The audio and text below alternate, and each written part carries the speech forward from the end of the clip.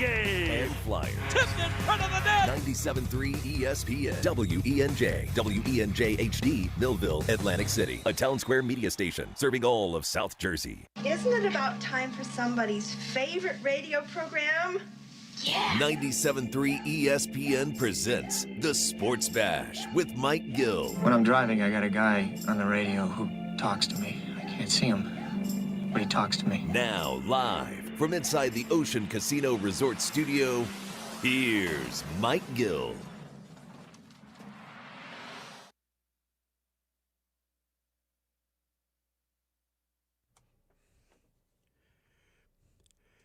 Yes, it is Josh Hennig filling in for Mike Gill another day here on 97.3 ESPN FM, the 97.3 ESPN mobile app, powered by First Bank of Seattle. We're streaming live, as I always am, on YouTube and X. Glad to have you guys on board the show today. Eagles joint practice day number 1 with the Cleveland Browns. Phillies stumble in Cincinnati last night. I got some very specific thoughts on that to get to.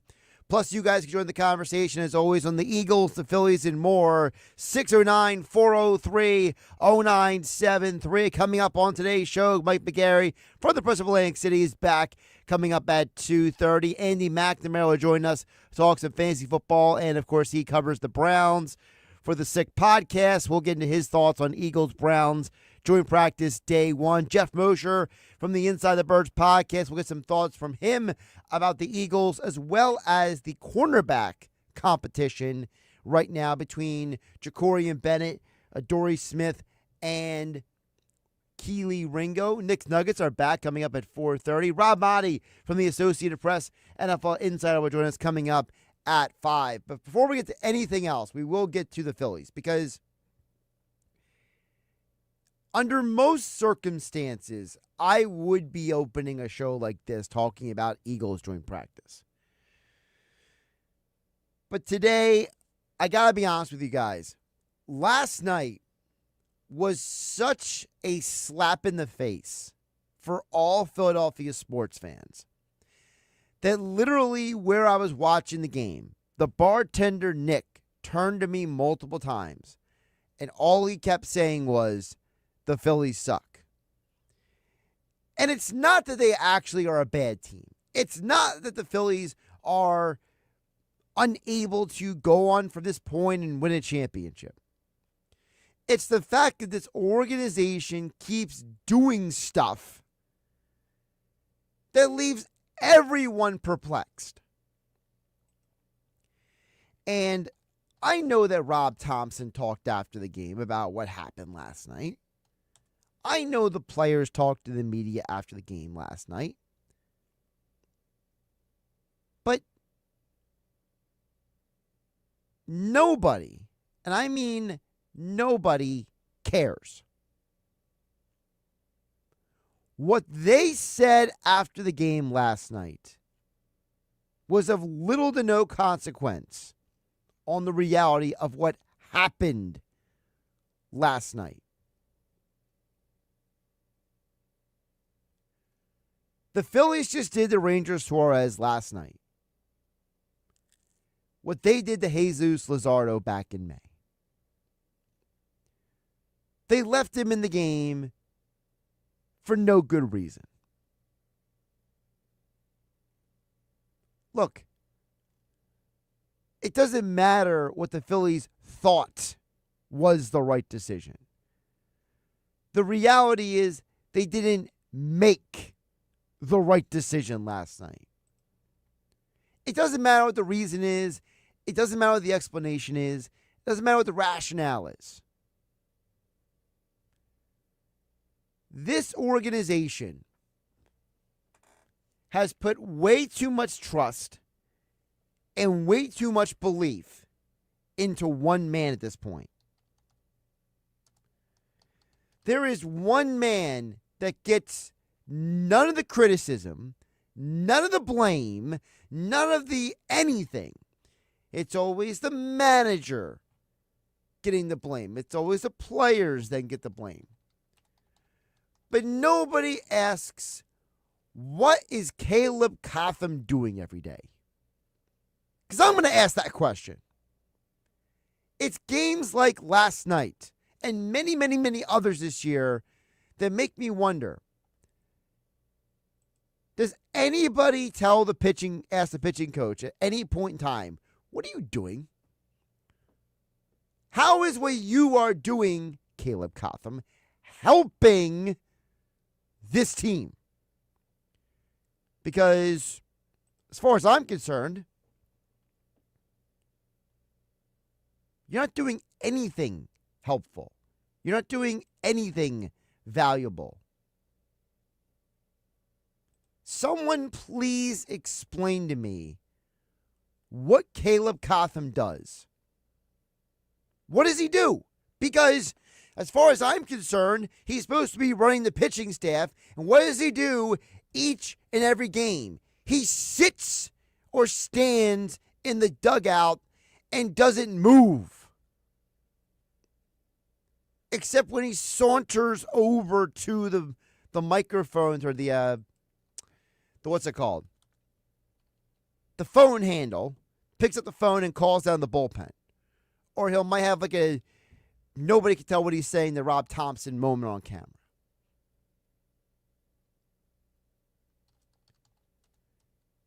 What on earth is this guy doing letting Ranger Suarez last night, Jose Luzardo back in May, or Jesus Luzardo a couple weeks ago against the Red Sox? This man lets these pitchers implode in front of our eyes, and then the manager has to go out and take the guy out of the game. I don't know about you guys, but I'm tired. I'm tired of the excuses. I'm tired of being told about analytics. I'm tired of being told what the team is trying to do. I just want them to do better. Is that too much to ask?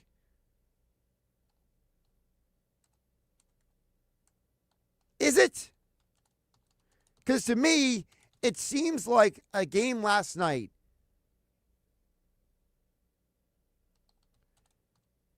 would have been a perfect opportunity to, first of all, not even let Ranger Suarez go out there for an inning.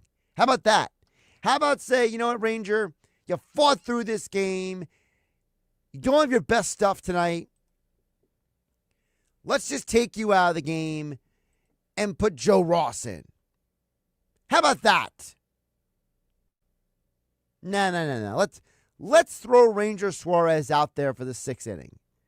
Let's destroy his ERA. Let's maybe bust up his confidence a little bit. What are we doing? Under what rationale do you do that? And that's why I say I don't care what Rob Thompson or the players said after the game. I don't need a bunch of people to tell me what I saw. And what I saw was the mismanagement and the mishandling of a player who is going to be one of the most important people for this team down the stretch of the season. Ranger was not on his game last night. I know it. All of you listening on 97.3 ESPN, all of you tuned in on the 97.3 ESPN mobile app powered by First Bank. You see how all of you out there, everyone knows YouTube, X streaming. I don't care where you're tuning into the show. I appreciate you being tuned in. But the reality is that we all know the truth. The truth is that Ranger Suarez should not have been out there in the sixth inning. Now, I'm not excusing the fact that the Phillies offense did pretty much nothing until the ninth inning. I mean, Bryce Harper hitting that blast of a home run in the ninth inning was the most useless run scored in the history of the Phillies season. But last night, I would like to share with you Bryan Singer held you to 3 hits and no earned runs. Not one of the Reds' best pitchers. Not even their second best pitcher or their third. But you struggled against him? And this is why Philadelphia sports fans, like bartender Nick, who I saw last night, turn around to me and say, the Phillies suck. Not because the Phillies actually stink, but because when the team gets 3 hits off of Bryan Singer, who I had to double check and make sure he wasn't Bryan Singer, the director and movie producer. Different spelling, apparently. We know that the Phillies are a playoff team. We know they're going to a postseason run. But this organization continues to insult our intelligence. I don't need analytics to tell me if the pitcher should or shouldn't be in the game. I don't need any big explanation of, what about this? No. You didn't play well last night. Just tell me you made a mistake. Just tell me you didn't make the right moves. Just tell me you'll do better tomorrow. I'd rather you do that than give me 20 excuses from Sunday why you did what you did. Because what happened made no sense to anyone whatsoever.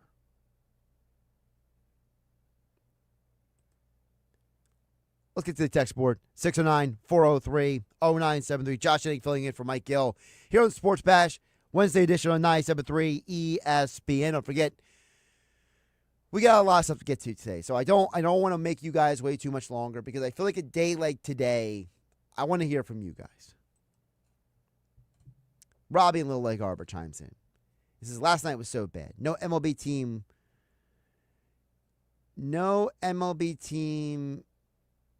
I'm not sure what you meant by that, but he says that the pitcher should have been pulled out of the game sooner. He stayed in the game too long. The pitching coach should have walked out to talk to the pitcher. What was the pitching coach doing last night? Robbie in Little Lake Harbor understands exactly what I'm saying. I remember, now maybe this is showing my age. Maybe this is me sitting here telling me back in my day, but I remember what the pitching staff, the pitching coach used to do. Okay?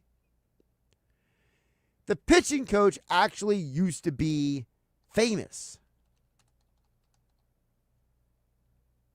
The pitching coach used to be a huge reason why you did or didn't have success.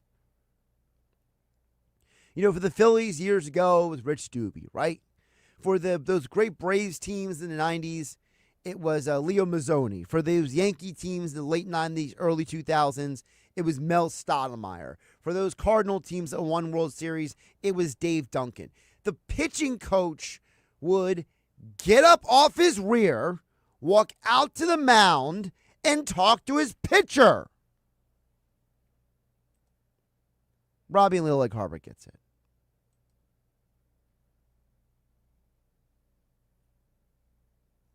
UPS Geoff chimes in. Doesn't the manager have the authority to remove the pitcher himself?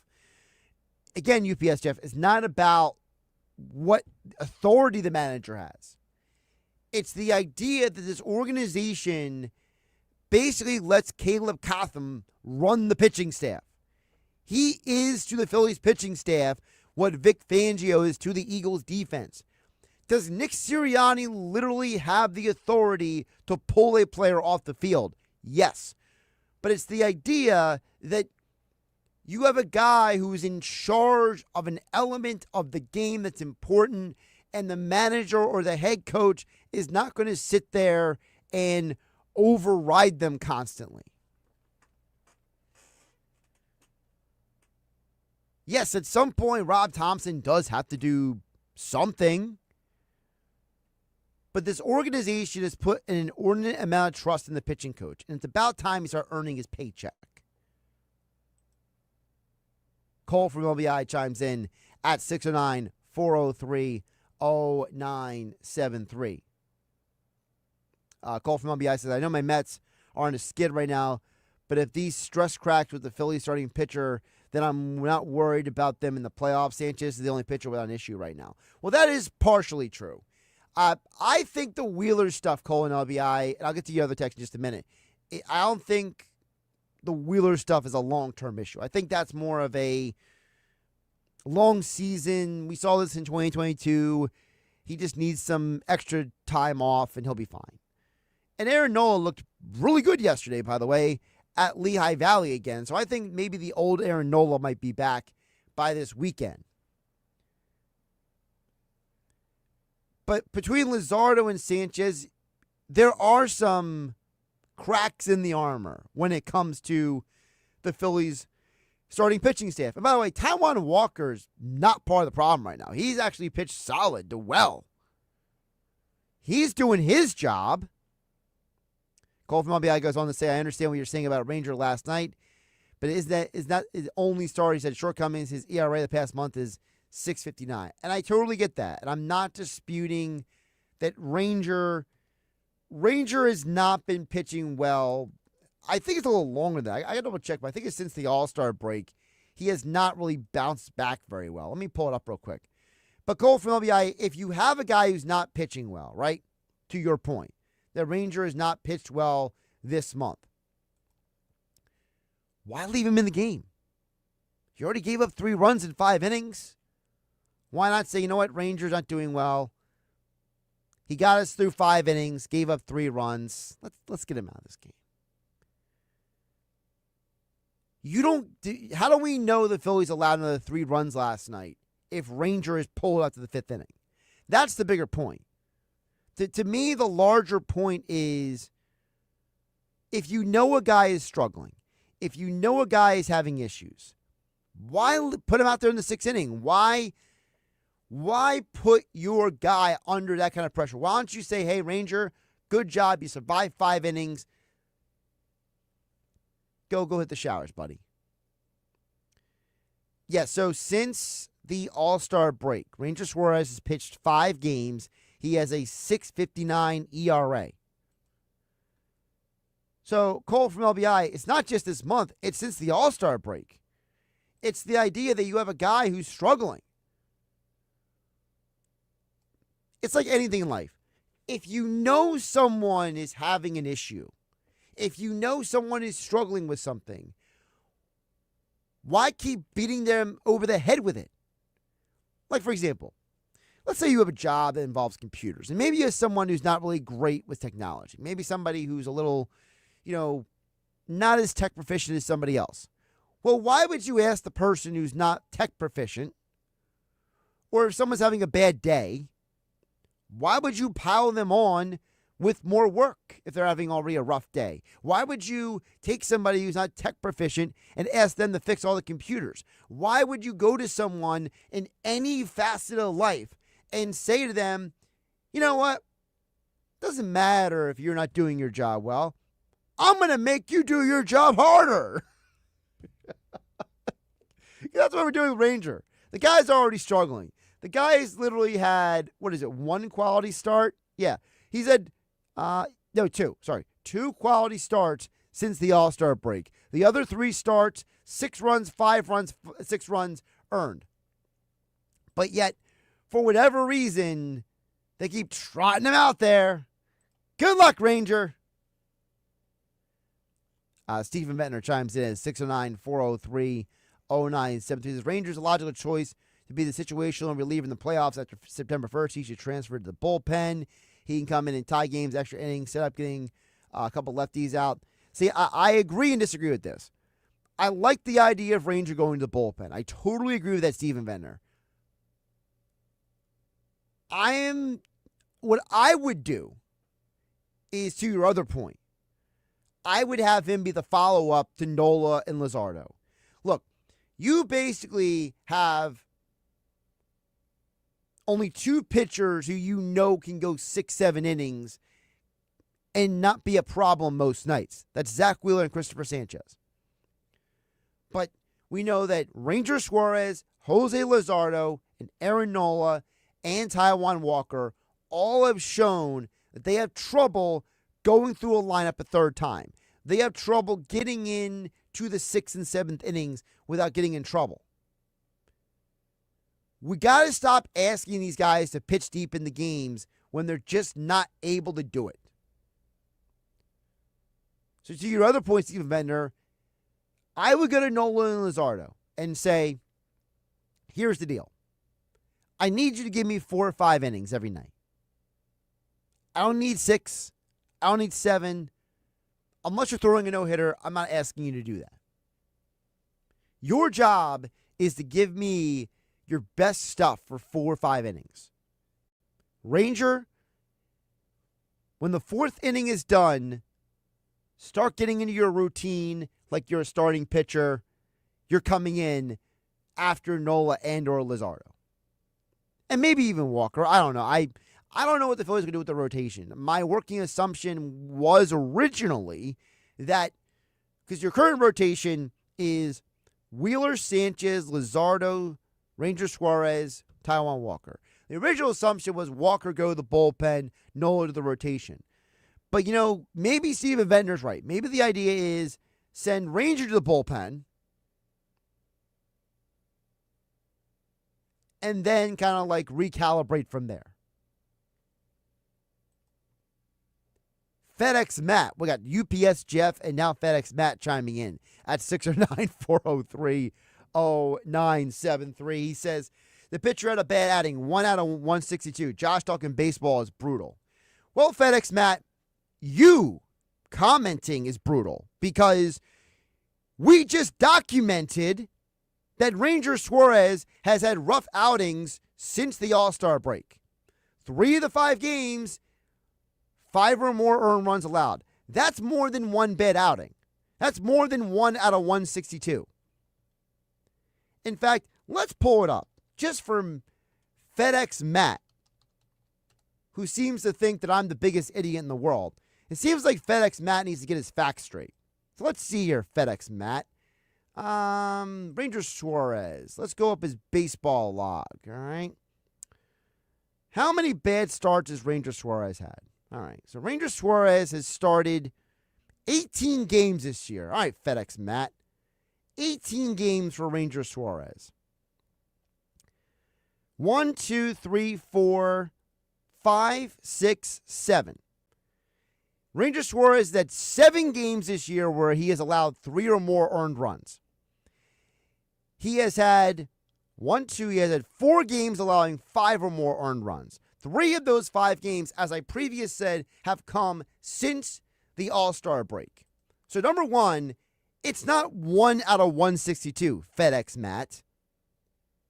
It's 4 out of 18. Now, correct me if I'm wrong, but 4 out of 18, I believe, is 22%. So a pitcher had a bad outing 22% of his starts. Now, if FedEx Matt was listening, because obviously FedEx Matt is more interested in criticizing me than getting his facts right, okay?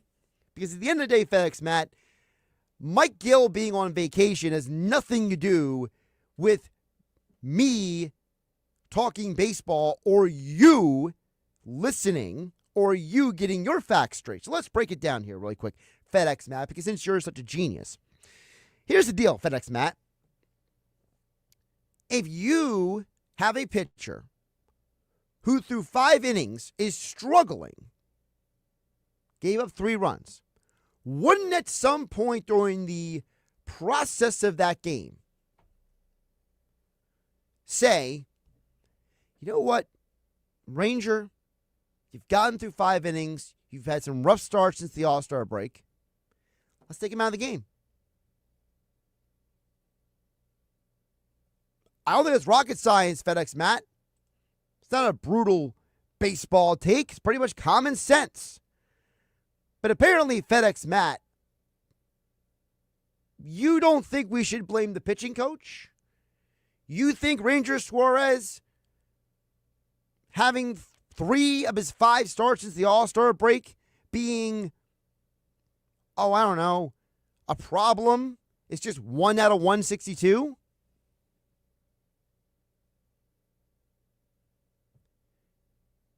And this is why I stay off social media. Josh Hennig is filling in for Mike Gill here on the Sports Bash 97.3 ESPN FM, the 97.3 ESPN mobile app powered by First Bank of Sea Isle City. How about this? We'll ask Mike McGarry from the Press of Atlantic City what he thinks about my so-called brutal baseball takes. We'll ask Mike McGarry coming up next. Josh Hennig filling in for Mike Gill on the Sports Bash on 97.3 ESPN. It's the Sports Bash with Mike Gill. And I am the voice of the voiceless. On 97.3 ESPN and the 97.3 ESPN free mobile app. Matt Lenny's on 0 down. 0% for 60 months. On Rogue, Murano, and Pathfinder. If you have a job, plan $450 a week, you're virtually approved today. MattBlackNissan.com. On approved Tier 1 credit through NMAC. Negative equity will be refinanced into the vehicle plus tax tag and $589 doc fee. Offers cannot be combined. Call 877-289-6670 or visit MattBlackNissan.com for complete details. Offer ends September 6, 25. Matt Black Nissan on the Black Horse Pike.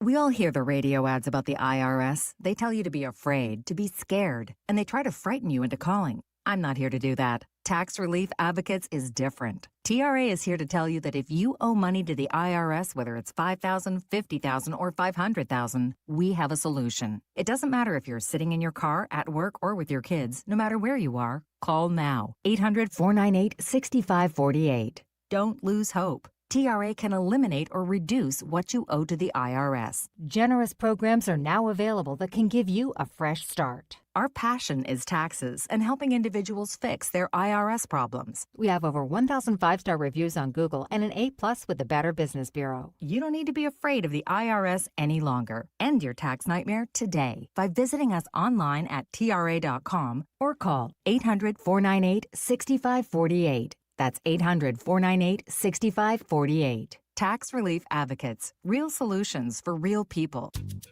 You need parts? O'Reilly has parts. Get 1 free set of brake pads when you buy 2 brake rotors. Upgrade to Brake Best Select pads for just $10. Or upgrade to Brake Best Select Pro or Import Direct pads for just $20.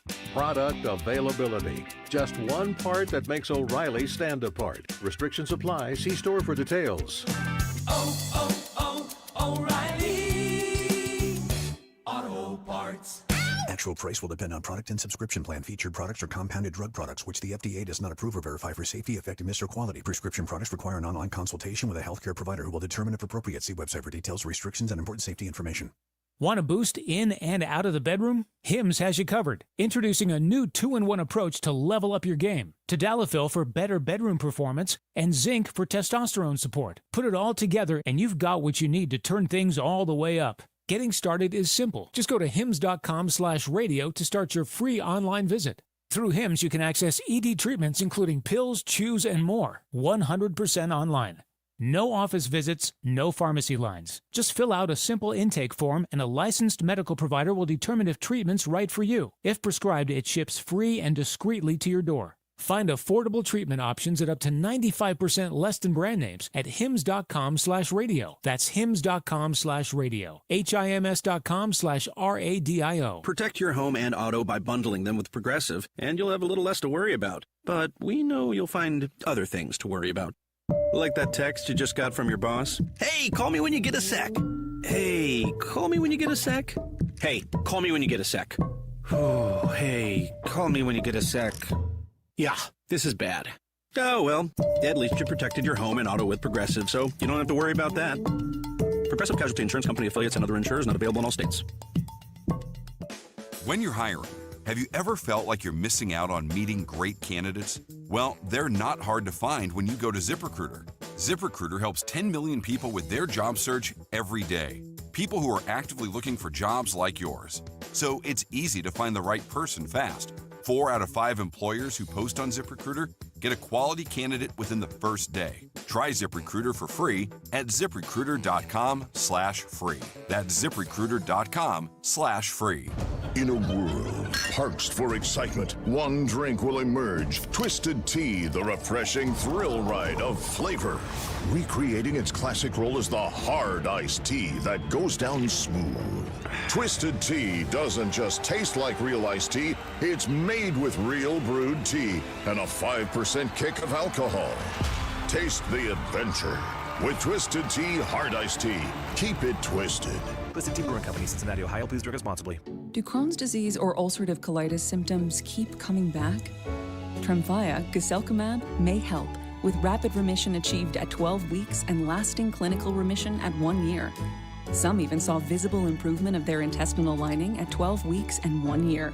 Tremfya is a prescription medicine used to treat adults with moderately to severely active Crohn's disease and adults with moderately to severely active ulcerative colitis. Serious allergic reactions and increased risk of infections and liver problems may occur. Before treatment, your doctor should check you for infections and tuberculosis. Tell your doctor if you have an infection, flu-like symptoms, or if you need a vaccine. Healing is possible with Tremfya.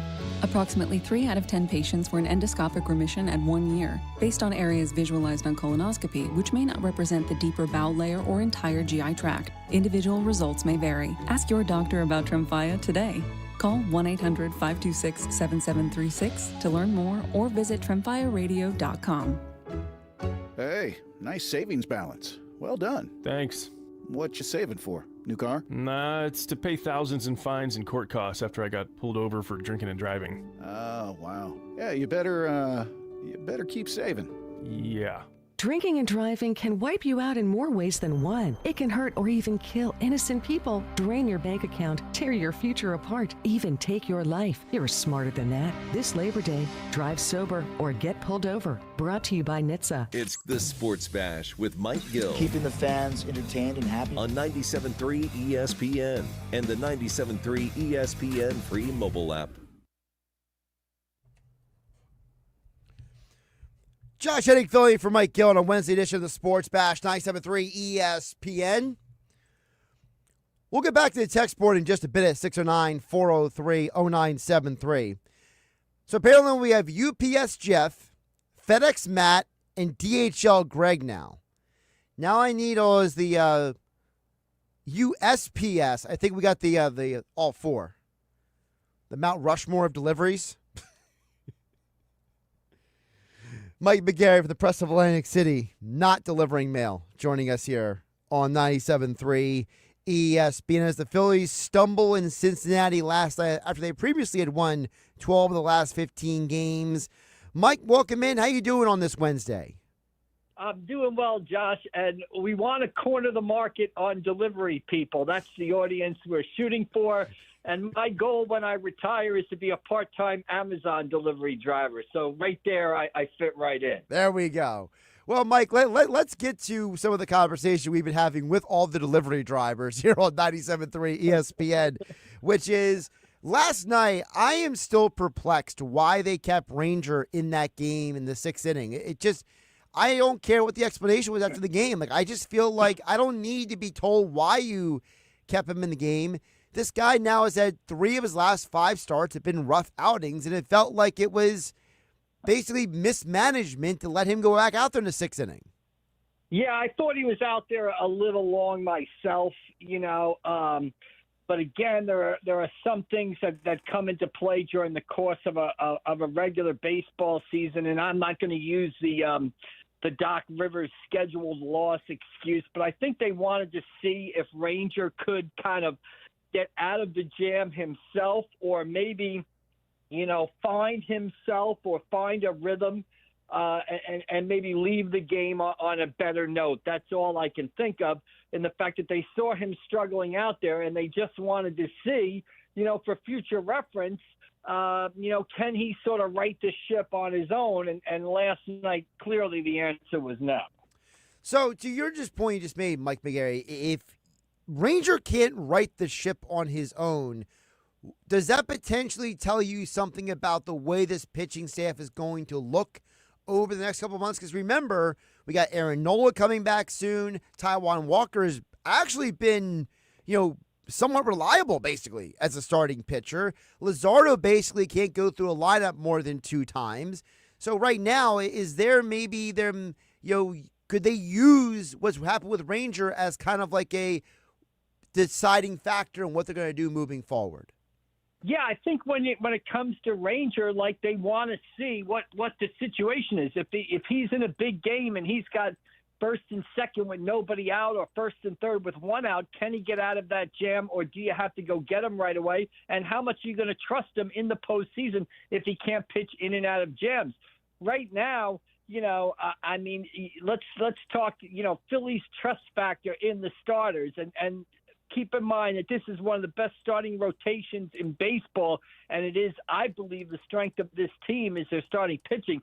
But if you're talking on a scale of 1 to 10 and the faith we have in the starting pitchers right now, obviously Christopher Sanchez is at the top of that list. Jesus Luzardo, I think we have a pretty good handle on what he is. You mentioned the third time through the lineup is a little tough, but that's why you got all those guys in the back end of the bullpen to sort of solve the situation there. But there's definitely question marks about Ranger Suarez. There's definitely some question marks about Zach Wheeler. And although Nola pitched great in AAA last night, let's see him do it in the big leagues right now. So, yeah, kind of weird for the strength of a team that is playing well, playing its best baseball of the season, that has an outstanding starting rotation. It's kind of hard when you look at that starting rotation at the individual guys, and you almost have questions about each one except for Christopher Sanchez. Mike, you mentioned about, the pitching staff overall. What do you think is a realistic expectation for Aaron Nola when he returns? Because overall, he has looked good at AAA, but we know that's not major league hitters. Yeah, but my expectation, and I agree with you, but I expect him to come back, especially off last night, and be the Aaron Nola we've seen, last season and since he came up. And we know the kind of Nola coaster ride that people kind of like to talk about, but you're talking about a guy that can go 6-7 innings, can strike out double figures in a game, and is more than capable of keeping his team in a ball game. A guy with plenty of postseason experience too, albeit some ups and downs in the postseason. But if he can come back and be Aaron Nola, that really sort of solidifies the starting rotation even more, especially now with the questions you have on the back end. I mean, Ranger Suarez is a question. His slump last season, his slump the second half of this season, it's deja vu all over again. As Yogi Berra said, that's no good, raises question. They can say all they want about Zach Wheeler, but his fastball velocity was down 2 miles an hour. That's never a good sign. He went for an MRI the other day. That's also never a good sign. So there's questions there. So they almost need Nola to come back and be Aaron Nola. It's so funny, Josh, how baseball works and how the twists and turns of the season go. Last night, the last couple of days, I'm like, boy, this division is over. The Phillies are in complete control. They're 6 games up. Well, last night, Ranger Suarez gets bombed. Phillies lose. The Mets hit 100 home runs. I'm like, the Mets are back in the division title. It's amazing how baseball kind of plays with our emotions, right? It's very true. Mike McGarry from the Press of Atlantic City joining us here on the Sports Bash. Josh Hennig filling for Mike Gill on a Wednesday edition on 97.3 ESPN. Mike, to your larger point about the pitching staff, because you mentioned earlier about Sanchez, if the postseason, if Rob Thompson and Caleb Cotham, because we know Cotham runs the pitching staff for better or for worse, if they call you and they say, what should we do with our pitching staff, what would Mike McGarry do after Zach Wheeler and Christopher Sanchez? Boy, at this point, I mean, it would be at this point today, if you asked me today what was going to happen, it would be Jesus Luzardo as the number 3 starter. I would probably look to shift Ranger Suarez into that long relief role at first in the bullpen, and keep Aaron Nola as that safety number 4 starter that you might need. Now, that could change based off the last 6-7 weeks of the season, based on how Nola looks when he comes back. I could easily see, flip-flopping Nola and Luzardo.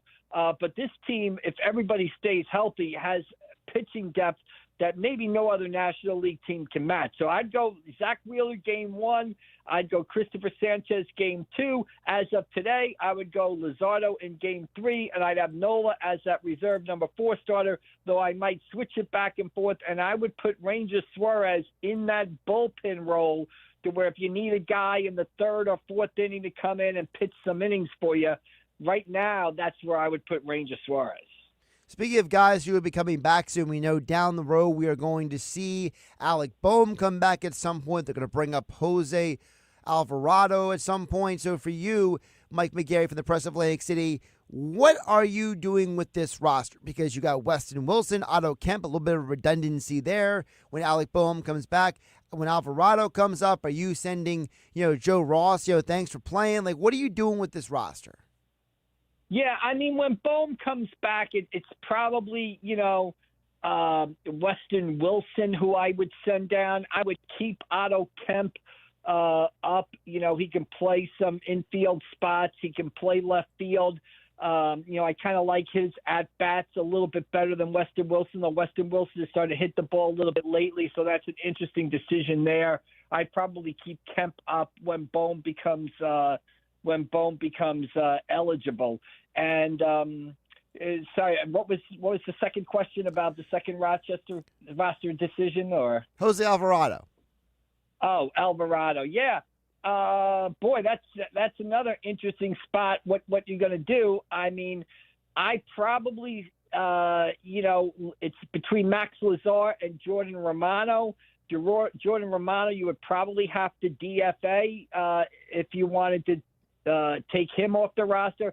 So even though Lazar has pitched better than Romano the last couple of weeks, I'm going to send Lazar down and call up Alvarado just to preserve my pitching depth right there. And Romano has pitched better, albeit in very low leverage situations as of late. But to your point, Mike, Romano being in low leverage situations, maybe that's just his new role. And if he's comfortable coming in the 6th, 7th inning and he can do a good job, then frankly, let's just keep him there, right?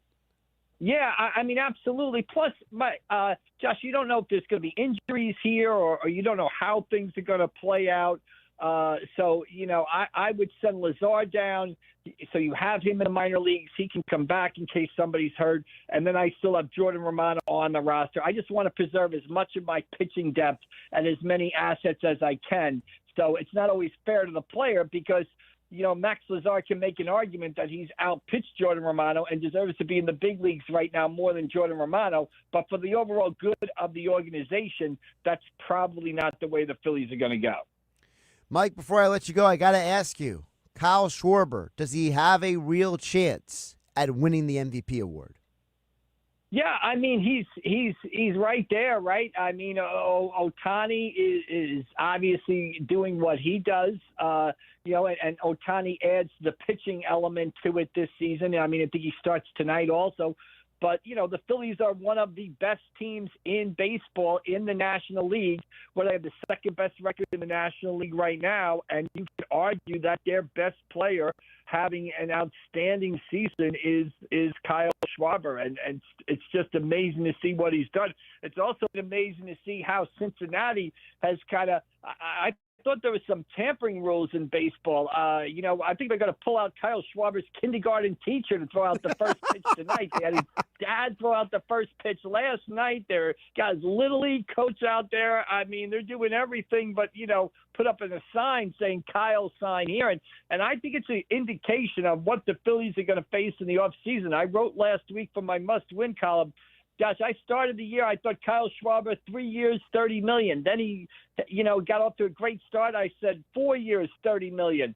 Now I'm at 5 years, $30 million for Kyle Schwarber, $150 million contract, and that might not be enough because I think there are a lot of teams out there that look at him, the power that he has. That bat speed is not slowing down. He's getting better with age. What he gives you on the field, but not only on the field, but off the field in the clubhouse as a leader. And I understand what the Reds are doing because they're a young team. And what better, situation than to empty the bank for than a hometown player who can come in and teach your young team how to win. So boy, I mean, it'll be really – we've got a lot of baseball left this summer. I don't want to be one of those guys wishing the summer away. You know, we got plenty of summer left. We've got hopefully a deep October run with the Phillies, but I'll be fascinated to see how the Kyle Schwarber free agency plays out in the offseason. He's Mike McGarry at AC Press McGarry on the Twitter X platform. Of course, all of his coverage over at the Press of Atlantic City. And don't forget the must-win columns each week. And he joins the Sports Bash every Monday, Wednesday, and Friday here on 97.3 ESPN. Mike, always a great conversation. Appreciate it. All right, Josh, thanks for having me on. We'll see you down the road. Thank you. Josh Hennig here in the Ocean Casino Resort Studios on 97.3 ESPN. And don't forget, Mike Gill in the Sports Bash every Monday from now through the whole football season. We will be live at the Gallery Bar booking games inside Ocean Casino Resort in Atlantic City. That's where you want to be when the Sports Bash broadcasts live all football season. Every Monday, Mike Gill and Pete G will be over there each and every week hanging out with you throughout the football season. Of course, Nick Earnshaw, Pete G were there this past Monday. And when Mike returns from his vacation, he will be there this Monday and every Monday at the Gallery.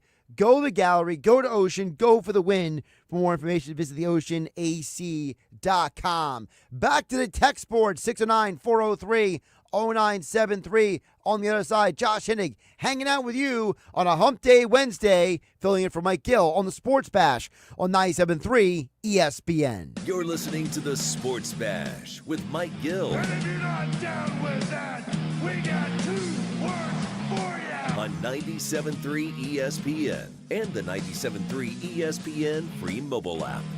Celebrate the final month of our construction reduction sales event at Matt Black Kia with 0 down, 0% financing, and 0 payments for 90 days. That's right, 0% APR for 48 months on every clearly marked Kia in stock with 0 down and no payments for 90 days. Plus, get up to $3,000 over book value for your trade with the purchase of any new Kia. Stuck in a loan or lease? Matt Black Kia wants to get you released. If you have a job clearing $450 a week, then we want to get you approved today. And with our 4-day love it or leave it return policy, you simply can't make a mistake at mattblackkia.com. It's gotta be a Matt Black Kia. Call 215-703-8526 for details. Contact Tax Relief Helpers for details and restrictions. Attention, anyone that owes money to the IRS. Every day, your unpaid tax debt gets bigger and bigger from daily interest. The longer you wait, the more you will end up paying. If you owe $10,000 or more, now is the time to settle your debt before the IRS takes aggressive action, like taking your wages or property. A special toll-free number has been established so you can stop penalty fees, avoid liens, levies, or other hostile measures by the IRS. Call Tax Relief Helpers right now. I got behind on my taxes and owed $48,000. I called and they got my bill lowered to just $3,500. I owed $87,000 in taxes and it was scary. I got the amount I owed down to just $3,500. I saved $83,500.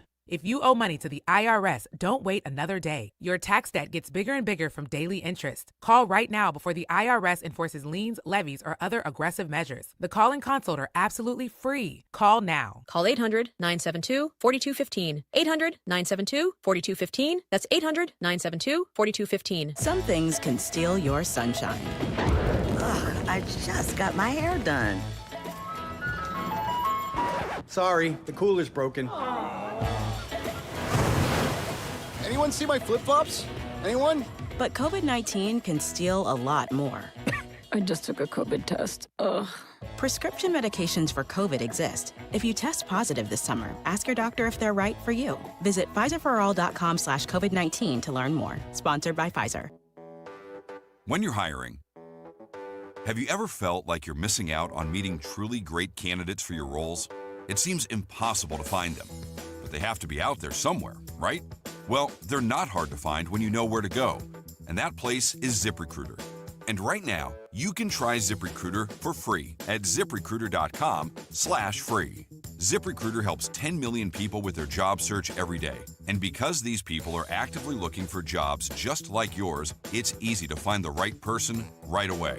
In fact, 4 out of 5 employers who post on ZipRecruiter get a quality candidate within the first day. But if you're not using ZipRecruiter, you're missing out. So see what it's like when the impossible is easy. When you go to ZipRecruiter.com/free right now to try ZipRecruiter for free.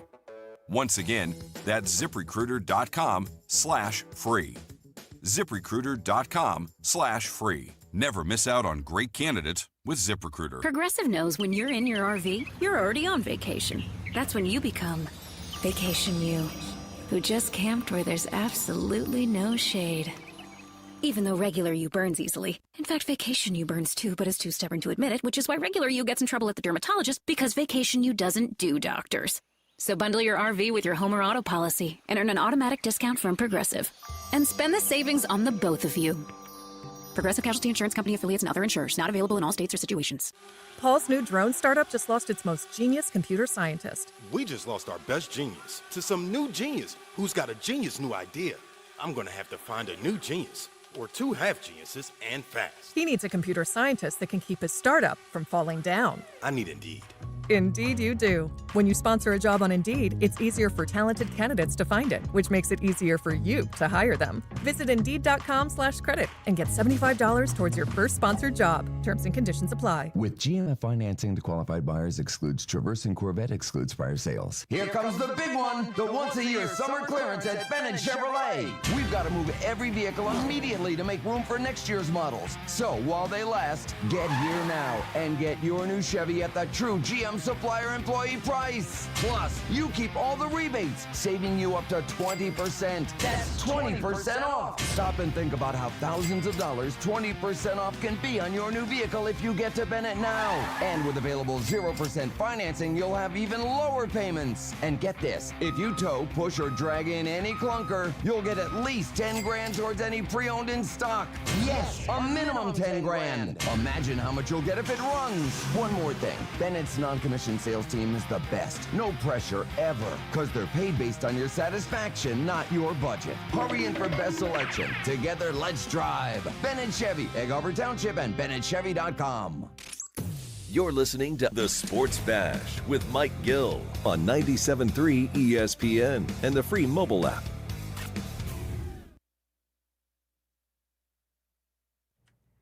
Josh Hennig back here on the Sports Bash, 97.3 ESPN. Don't forget still to come on the show. We'll talk Eagles and Browns joint practices. Andy McNamara, of course, he covers the Browns for the Sick Podcast. He'll join us at 3:30. Geoff Mosher from Football at 4. Powered by the Ends of the Birds podcast at 4 p.m. All that and more still to come here on the Sports Bash on 97.3 ESPN. A lot of flying opinions about the Phillies and their game last night. We'll get to some more of your reactions right now on the Sports Bash. Josh Hennig filling in for Mike Gill on 97.3 ESPN. We have a follow-up text from UPS Geoff. He said, I really find it really hard to believe that Phillies give the pitching coach total control over the pitching staff. Well, I don't know if it's total control, but there's a lot of reporting out there that that Cotham is basically the pitching game coordinator, whatever you want to call it. I was just using the football analogy. Listen, in the most literal fashion, Geoff, let's not be literal here, okay? Mike Gill always tells me not to be literal, so let's not be literal, okay? He's not literally calling all the shots. The manager does have final say, but there's also a lot of conversation before the game between the pitching coach and the manager and the front office and the scouts and the analytics people about what they should and shouldn't do. LJ in Millville chimes in, says, I feel like we've had this management issue before. We have had great coaches for when things go well, but then you look like a deer in the headlines when things go bad. Rob Thompson, Caleb Cotham, all of them. Thompson's at the helm, and he's not fixing the issues now that things are piling up. I don't think things are piling up, LJ in Millville. I think that the problem is that Rob Thompson only can manage the team that he has. And if the organization as a whole says, Rob, we want you to do X, Y, Z, well, that's Rob's job. I don't think he's necessarily a deer in the headlights. I think that some of these decisions are pre-set before the game. And then that in the game, there is a process during which you have to make decisions. Rob Thompson's the same manager when they try to give him credit for hitting all the quote-unquote right buttons with the platoons. Rob says, well, the players got to go out there and do their job. I don't really deserve credit if Max Kepler hits well on one night and Harrison Bader hits well on another night. So I think it's too easy for us to blame the management in certain circumstances. But I think in a game like last night, when it's obvious to everyone and their cousin that Ranger Suarez should not be going out there for the sixth inning, we can blame Rob Thompson. But we also got to blame the pitching coach because, again, at what point is the pitching coach going to, I don't know, do his job? We got more text from Paul and Millville and others coming up on the other side. Josh Hennig hanging out with you, filling in for Mike Gill on 97.3 ESPN. Flounder season is gearing up, and the one stop for everything you need is the Bait and Tackle Shop at Utch's Marina in historic Cape May. Come to Utch's for a huge selection of flounder spinning and conventional rods and combos for the boat or the surf, with top name brands available like Penn, Tsunami, Ocean Max, Shimano, and more. Only at Utch's Marina, your home away from home at the foot of the bridge in Cape May. Check out the half-off sale going on right now. Live bait, frozen bait, rods and reels, lures too. Visit Utch's today. Bait and Tackle Shop, open daily. Hi, I'm Michael from the Warren Treaty. You know the jingle. Now discover the facts about Ozempic, a GLP-1. Only Novo Nordisk makes FDA-approved Ozempic. Learn about the real thing. Talk to your healthcare professional today. Call 1-833-OZEMPIC or visit Ozempic.com to view the medication guide and to learn more about Ozempic, semaglutide injection 0.5 milligrams.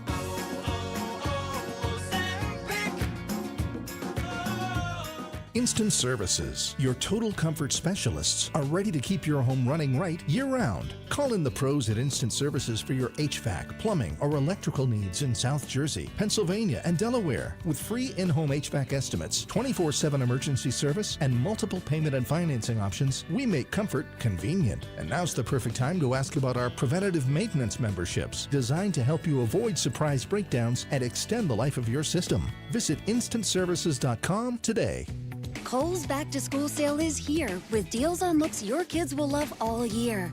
Because even though they're sad summer is ending, let's be real, some of us are ready. It's time to trade the all-day PJs and always damp swimsuits for styles that'll keep up and hold up, so your kids will be ready too. Shop Kohl's Back to School sale and bring on the new year. Select styles, prices good through August 17th. Some exclusions apply. See store or kohls.com for details. This is the story of the one. As a safety manager at a manufacturing plant, he does everything he can to keep his coworkers safe. From finding ways to reduce risks to keeping safety supplies in stock. And for that, he relies on Grainger. Grainger offers a broad range of quality products and next-day delivery, so he can always play it safe. Call 1-800-GRAINGER, click Grainger.com, or just stop by. Grainger, for the ones who get it done. Honey, the check engine light just came on and it's making that weird clunking sound again. This is all we needed before vacation. I just know this is going to be a huge repair bill, and our factory warranty expired last month. Don't you worry your head about it, dear. Remember a few weeks ago when I was looking into vehicle protection plans? I signed us up for CarShield. You did? But I thought those things were expensive and complicated. Not CarShield. They have a low-cost month-to-month plan, and it covers our out-of-pocket expenses on future auto repairs. Plus, it includes free roadside assistance, free towing, and even car rental options at no additional cost. Are you serious? So we won't have to pay for covered repairs again? That's right. They even said we'd pay almost nothing for covered auto repairs. It was so easy to get a free quick quote. Now we can focus on our trip instead of repair bills. Don't wait for a breakdown to realize you need coverage. If you own a vehicle with an auto warranty about to expire or no warranty coverage at all, call CarShield now for your free quick quote. Call 800-923-6829. That's 800-923-6829. Call CarShield now and future-proof your ride. 800-923-6829. Again, 800-923-6829. When you're hiring, have you ever felt like you're missing out on meeting truly great candidates for your roles?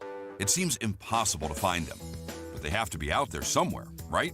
Well, they're not hard to find when you know where to go, and that place is ZipRecruiter. And right now, you can try ZipRecruiter for free at ZipRecruiter.com/free. ZipRecruiter helps 10 million people with their job search every day. And because these people are actively looking for jobs just like yours, it's easy to find the right person right away. In fact, 4 out of 5 employers who post on ZipRecruiter get a quality candidate within the first day. But if you're not using ZipRecruiter, you're missing out. So see what it's like when the impossible is easy. When you go to ZipRecruiter.com/free right now to try ZipRecruiter for free. Once again, that's ZipRecruiter.com/free.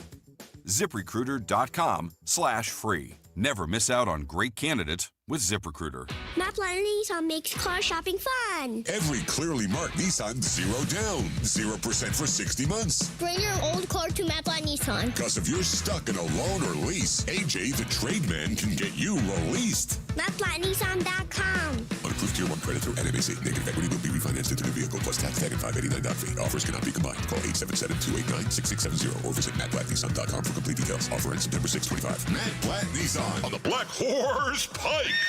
South Jersey's official play-by-play home of the Eagles, Sixers, and Flyers. At 0 point would I ever consider not being a fan of the team. 97.3 ESPN, WENJ, WENJ HD, Millville, Atlantic City. A Town Square media station serving all of South Jersey. This is the Sports Bash with Mike Gill on 97.3 ESPN and the 97.3 ESPN free mobile app. Now live from inside the Ocean Casino Resort Studio, here's Mike Gill.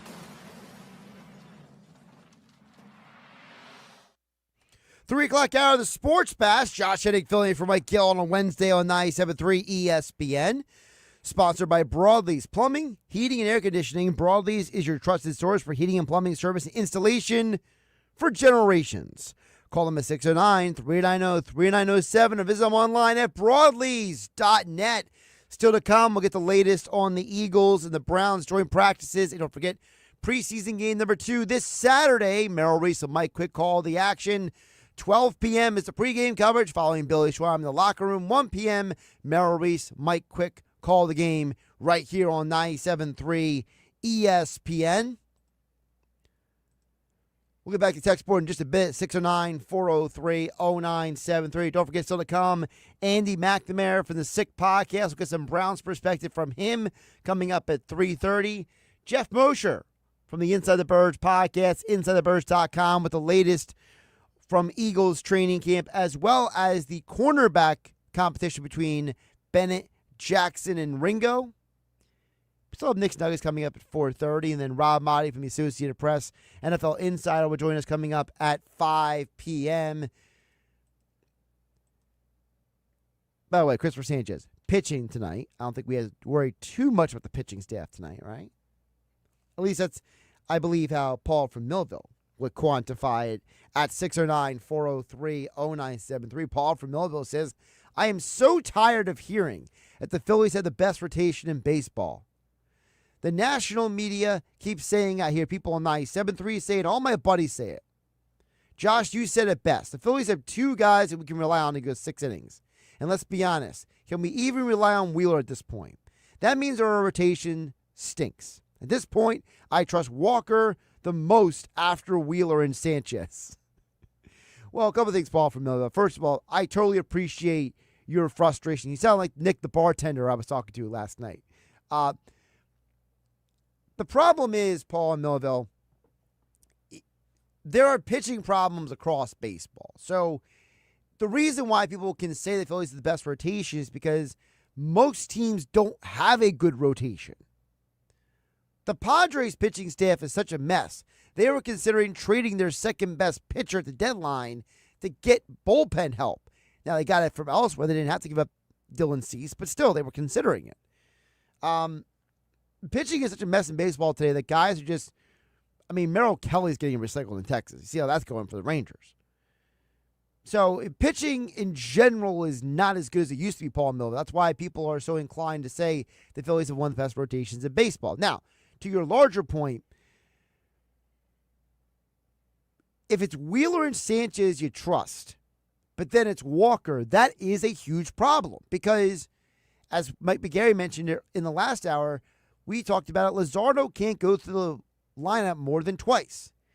And if we get the Aaron Nola of old, we know that the Nola coaster is some games he's going to go 6-7 innings, have 10 strikeouts, and give up 1 or 2 runs. And then the next start, he's going to go 5 innings, give up 4 runs, and have 4 strikeouts. So it's the nature of this team that, yes, you don't have much beyond Wheeler and Sanchez. Now, to my previous point, Paul Millville, I do still believe Wheeler's going to be fine. I think this is like 2022, where he's got some arm fatigue. Maybe he's been carrying the baby around too much, the newborn in his pitching arm instead of his other arm, and maybe he just needs a break. Maybe he needs a little bit of a physical and mental reset at this point. But I think overall the Phillies will be fine. But you're right. The trust factor is definitely a concern at this point. 609-403-0973. A little more from Robbie in Little Egg Harbor. He had a little bit of a follow-up. He says, if the pitcher is having trouble the third time through a lineup, facing hitters, the Phillies have to go to the bullpen. The Phillies have to do something and not leave him out there. The biggest problem is the pitching coach with this team. He's not talking to the pitcher when the pitcher is not pitching good, says Robbie and Little Egg Harbor. You know, the third thing, the lineup thing, I think has not been discussed enough because people keep bringing up that, and I feel like I'm hearing a broken record. Like there seems to be a group of people out there who just keep repeating the same narrative. Well, Luzardo can't pitch out of the stretch.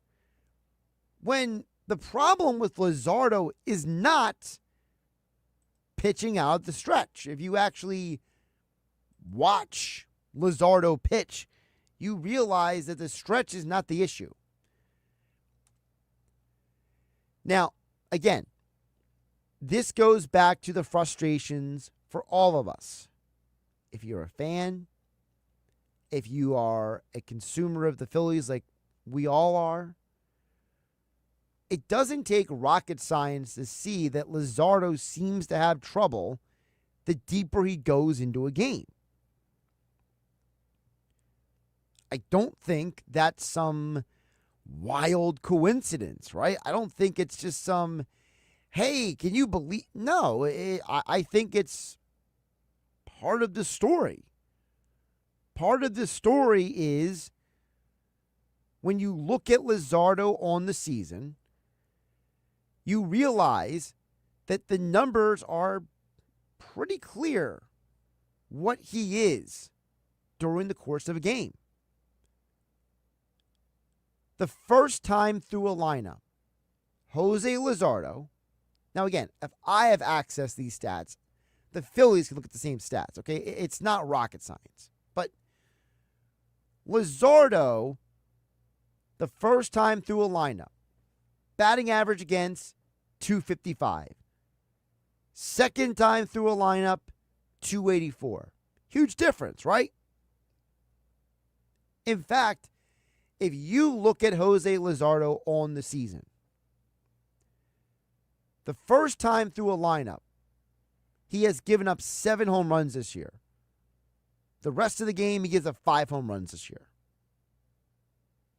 What are the hits? 51 the first time through the lineup, 54 the rest of the game. It's pretty significant. Sorry, not 54. 80 through the rest of the game. So apparently Luzardo, aside from giving up home runs, does a good job the first time through the lineup, but for the rest of the game, he just falls apart. That's not an issue coming out of the stretch. That's an issue, I don't know, are they making adjustments? Is he not adjusting to their adjustments? Luzardo. He is averaging 5 strikeouts. Well, over 5 strikeouts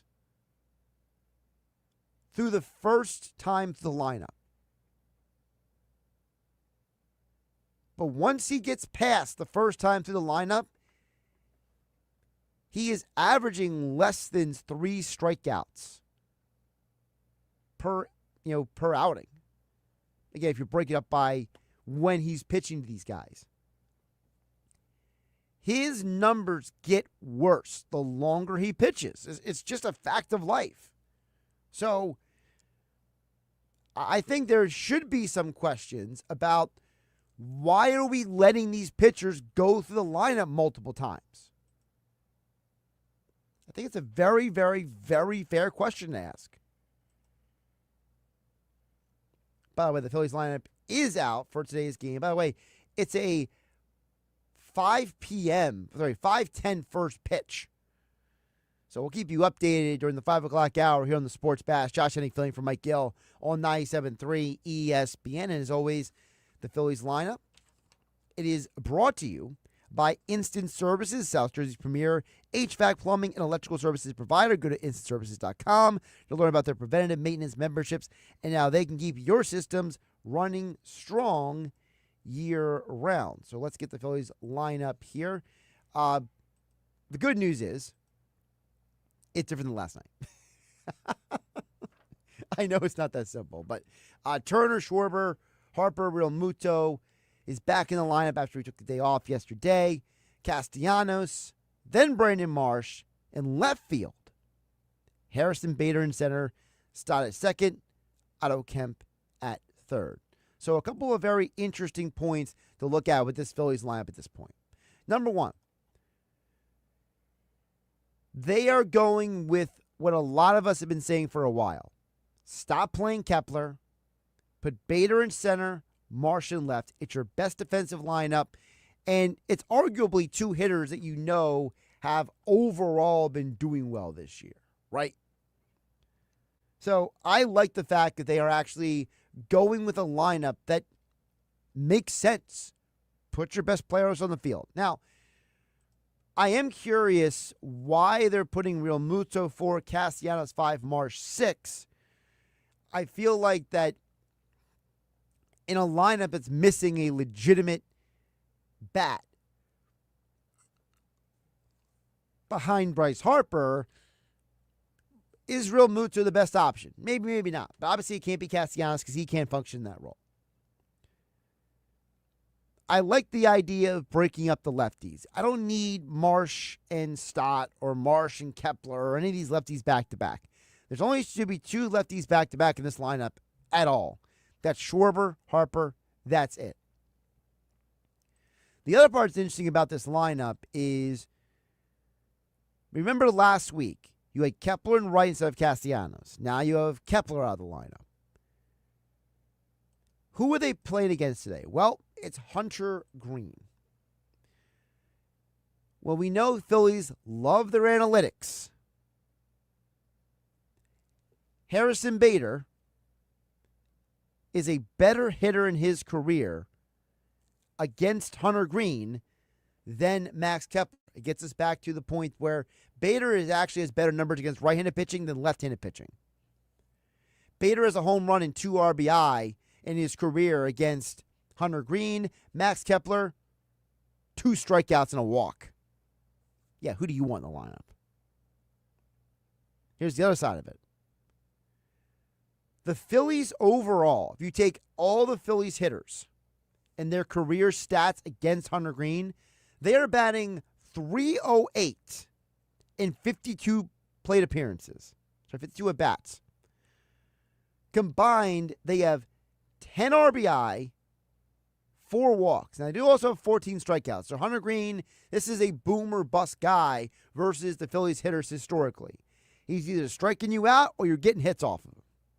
So a very, very interesting lineup that is saying we know what the numbers are against Hunter Green, and we also know Hunter Green maybe not at his best this year. He's had some injuries. We might be able to get to the guy who most people would consider the Reds' best pitcher. So again, the Phillies lineup: Turner, Schwarber, Harper, Real Muto back in a catcher after the day off yesterday.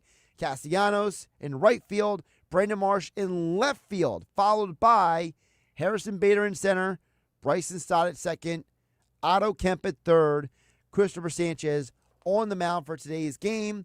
And that Phillies lineup is brought to you by Instant Services, South Jersey's premier HVAC and plumbing and electrical services provider. Go to instantservices.com to learn about the preventive maintenance memberships and how they can help your systems keep running strong year round. All right. We are going to transition now to the Eagles because earlier today, Kevin Patullo spoke to the media.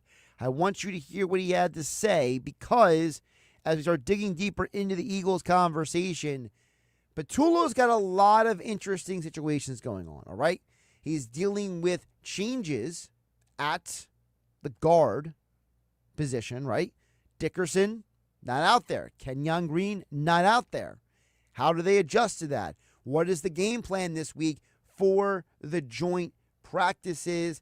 Let's hear from Eagles offensive coordinator Kevin Patullo live with his press conference here on 97.3 ESPN, your home for Eagles football in South Jersey.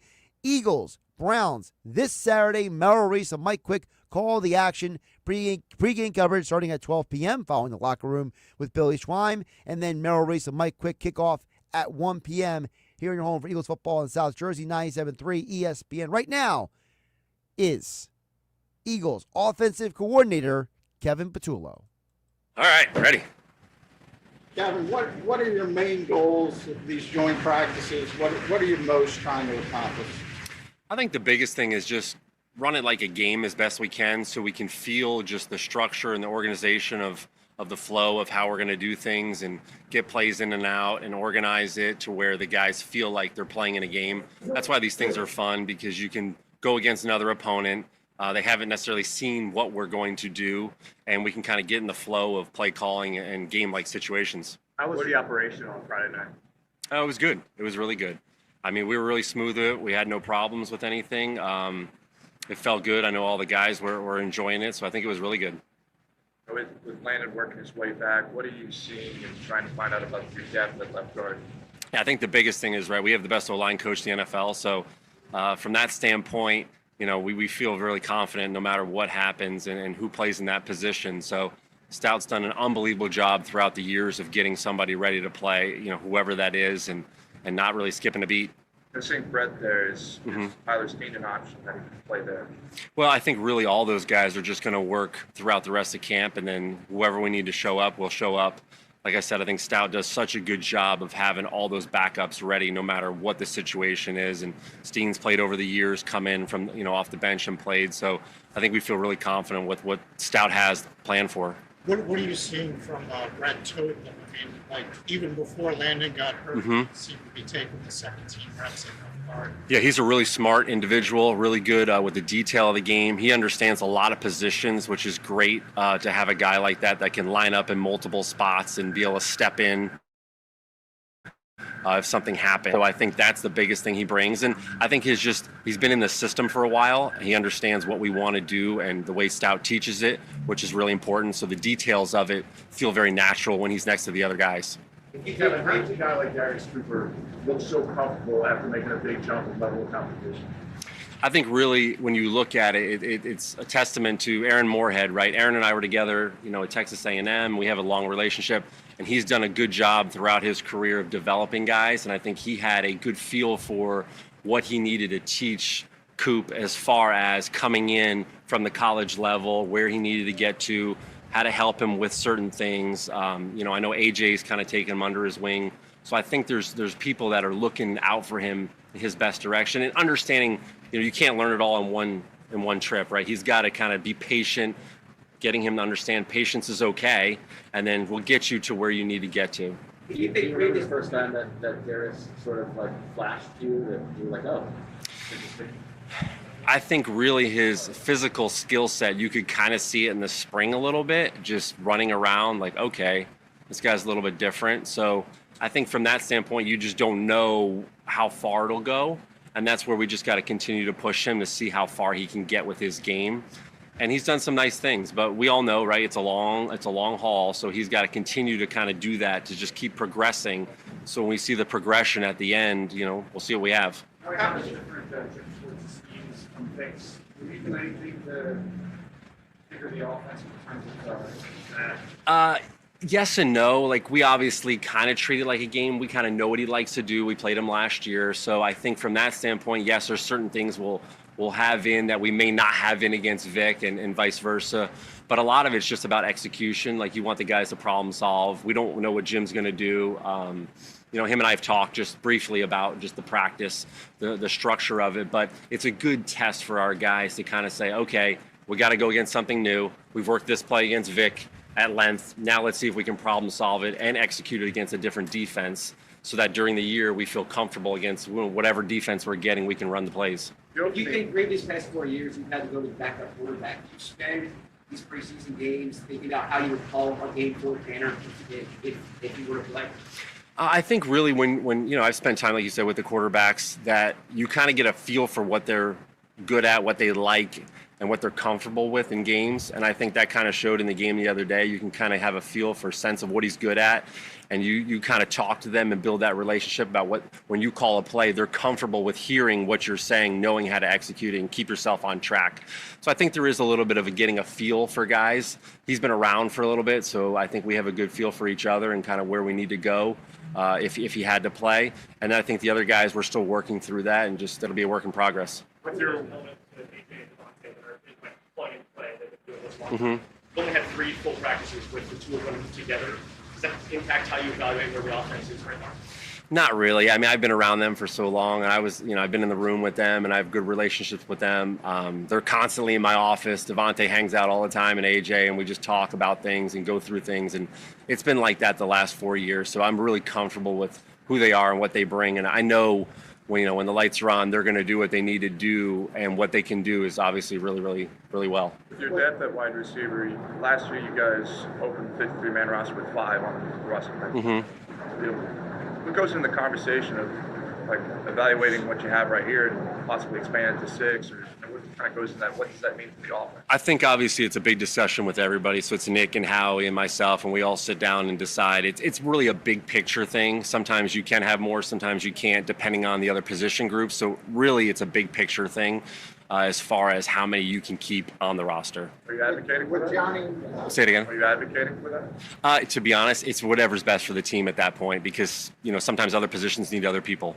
with Johnny and Anaya specifically, to further that, just look a lot more comfortable in year 2. What do you see the growth from those guys? I think you said it right there, right? Just year 2 is a big difference for them. The game does slow down a little bit. You have a feel for, the pace of it, the way it's played, what the defenses are doing, how guys react to things. So I do think they've improved from that standpoint, and they feel more comfortable. You can definitely see that in practices and in the game the other day, to where the game just kind of slowed down. They're processing the plays better. They're in year 2 of the offense, essentially, as far as, the verbiage. And so you're able to be more comfortable and do what you do best. So I think it's been a good thing for them to have that extra year. What do you have running back rotation taking the shape of all 4, Kevin? What do you notice about the skill sets of the different guys that complement? Yeah, I think all 3 of them really have totally different skill sets, obviously between Saquon and Will and AJ and the rest of the guys. And Jamal does a great job of just kind of mixing them in. And really now's the time to just kind of test them and see what else they can do.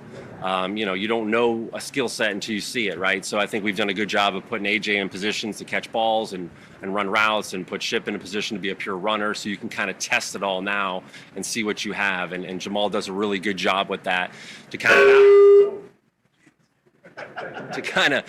of balance it out, so we're not just getting this is what he has to do or this is what he does. So I think it's been fun to just kind of experiment and see what they can do. How much time to lack of fullback plays and with Ben's injury?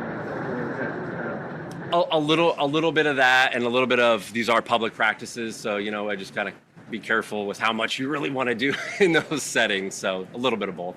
Another year with John Dotson. How much he was getting a ball in a certain period? Yeah, he really has. I mean, he's a really good route runner. That's the one thing when you put the tape on or you watch him in person, his route running ability is really dynamic. And I think his maturity of just being around the other guys, you can start to feel him in different ways in the offense. And I think what he's shown too is you can move him around. I don't know necessarily knew that when we first got him, but now he's in a spot where we can put him anywhere and we feel confident. So I think his game has grown tremendously from that standpoint.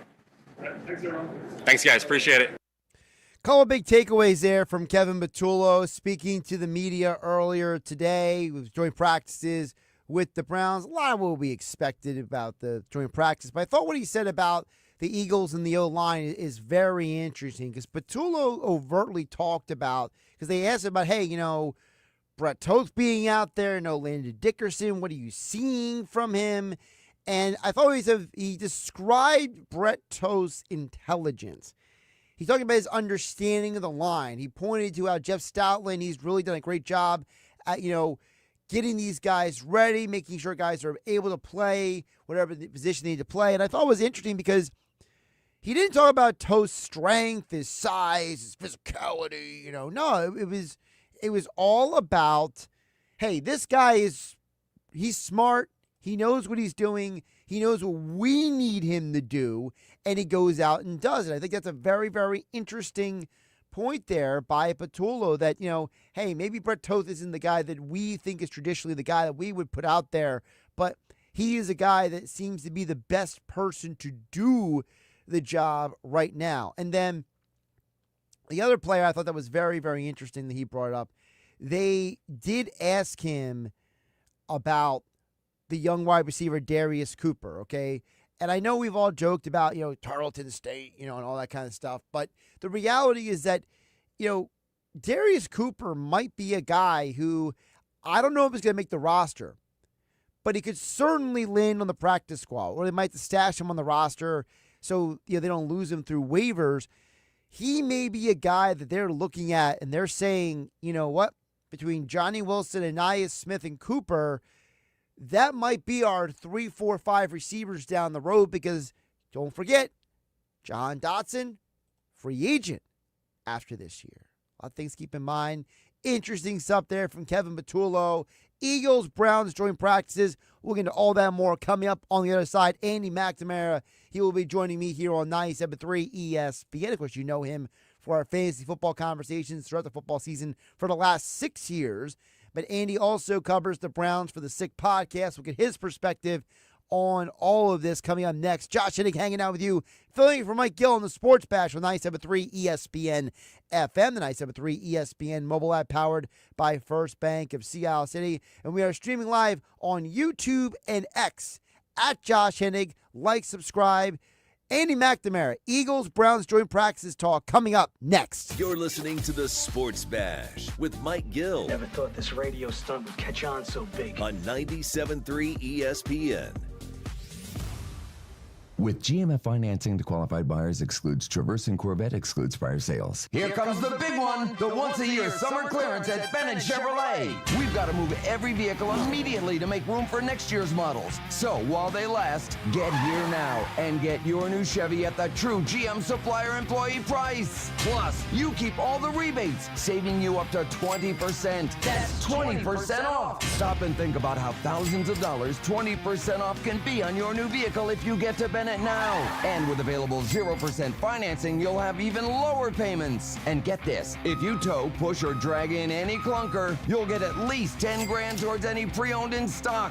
Yes, a minimum 10 grand. Imagine how much you'll get if it runs. One more thing, Bennett's non-commissioned sales team is the best. No pressure ever, because they're paid based on your satisfaction, not your budget. Hurry in for best selection. Together, let's drive. Bennett Chevy, Egg Harbor Township, and BennettChevy.com. When you're hiring, have you ever felt like you're missing out on meeting truly great candidates for your roles? It seems impossible to find them, but they have to be out there somewhere, right? Well, they're not hard to find when you know where to go, and that place is ZipRecruiter. And right now, you can try ZipRecruiter for free at ZipRecruiter.com/radio. ZipRecruiter helps 10 million people with their job search every day. And because these people are actively looking for jobs just like yours, it's easy to find the right person right away. In fact, 4 out of 5 employers who post on ZipRecruiter get a quality candidate within the first day. But if you're not using ZipRecruiter, you're missing out. So see what it's like when the impossible is easy. When you go to ZipRecruiter.com/radio right now to try ZipRecruiter for free. Once again, that's ZipRecruiter.com/radio. ZipRecruiter.com/radio. Never miss out on great candidates with ZipRecruiter. Did you know that driving under the influence of marijuana is illegal? Driving high will get you a DUI. And if you're wondering if law enforcement can tell you're driving high, well, everyone else can. Friends? I can tell you drove high. Parents? I can tell when you drive high. Relatives? I can tell. You drove here high, didn't you? So what makes you think law enforcement can't? I can tell. If you feel different, you drive different. Drive high, get a DUI. Paid for by NHTSA. Hi, I'm Michael from the Warren Treaty. You know the jingle. Now discover the facts about Ozempic, a GLP-1. Only Novo Nordisk makes FDA-approved Ozempic. Learn about the real thing. Talk to your healthcare professional today. Call 1-833-OZEMPIC or visit Ozempic.com to view the medication guide and to learn more about Ozempic, semaglutide injection 0.5 milligrams.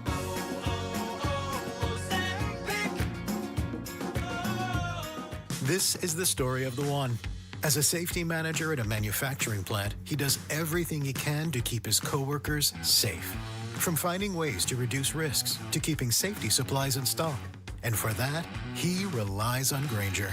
Grainger offers a broad range of quality products and next-day delivery, so he can always play it safe. Call 1-800-GRAINGER, click Grainger.com, or just stop by. Grainger, for the ones who get it done. With Progressive's Name Your Price tool, you get coverage options based on how much you want to pay for car insurance. And then you decide how to spend the rest of your money, because you're in charge. Today, you're going to pay down your credit card bill. But you decide when you'll pay it. Before the due date, so those interest charges don't get you. But you decide if you pay it in full. But you definitely should, because again, interest charges. With Progressive's Name Your Price tool, we'll help you find coverage at a fair price. And then, you're in charge. Progressive Casualty Insurance Company and affiliates. Not available in all states. Price and coverage match limited by state law. When businesses thrive, communities score. That's why Bank of America is the official bank of FIFA World Cup here in New York, New Jersey. And our more than 280 local business specialists are ready to help your business win. What would you like the power to do? Learn more at bankofamerica.com/local business. Bank of America, official bank of FIFA World Cup 2026. Bank of America Corporation, all rights reserved. You're listening to the Sports Bash with Mike Gill. And it just keeps getting better. On 97.3 ESPN and the 97.3 ESPN free mobile app. 3 o'clock hour of the Sports Bash. Josh Hennig filling for Mike Gill here on 97.3 ESPN is being brought to you by Broadleys Plumbing, Heating, and Air Conditioning. Broadleys is your trusted source for heating and plumbing service and installation for generations. Call them at 609-390-3907 or visit them online at broadleys.net. Josh Hennig hanging out with you. We're going to get back into the football conversation now. Keep your text coming in at 609-403-0973. But as promised, let's get back to the football. He covers the Browns as part of the Sick Podcast. Like, subscribe, download where we get your podcasts. And, you hear him covering fantasy football throughout the football season for the last 6 years with me here on 97.3 ESPN. That being Andy McNamara joins me on a Wednesday afternoon. Got the Browns hat on. I see you there, Andy. How you doing, my man? Doing good, buddy. We're ready to go. Browns, Eagles, joint practices, and it's a little injury news, I understand, as well, so never dull. Well, is it injury news or is it injury news, right? It's that kind of thing. For those who don't know, so Shedeur Sanders, apparently, they pulled him off the field due to what they're calling an oblique injury. Mm-hmm. But yet, he looked perfectly fine walking around, talking to people after practice. Andy, I was laughing because I don't know how you feel because, you're a Browns fan, a lot of Eagle fans down here. We're all searching social media for updates today, right? Like, what are the updates? And it's like you have the people out there who are like, why do I have 20 pictures of people talking to each other, but no actual video of these guys practicing? Right. Everyone's smiling, standing around. That's a mid-August training camp, I guess, right? We're all hungry for real football news, but we're not quite there yet.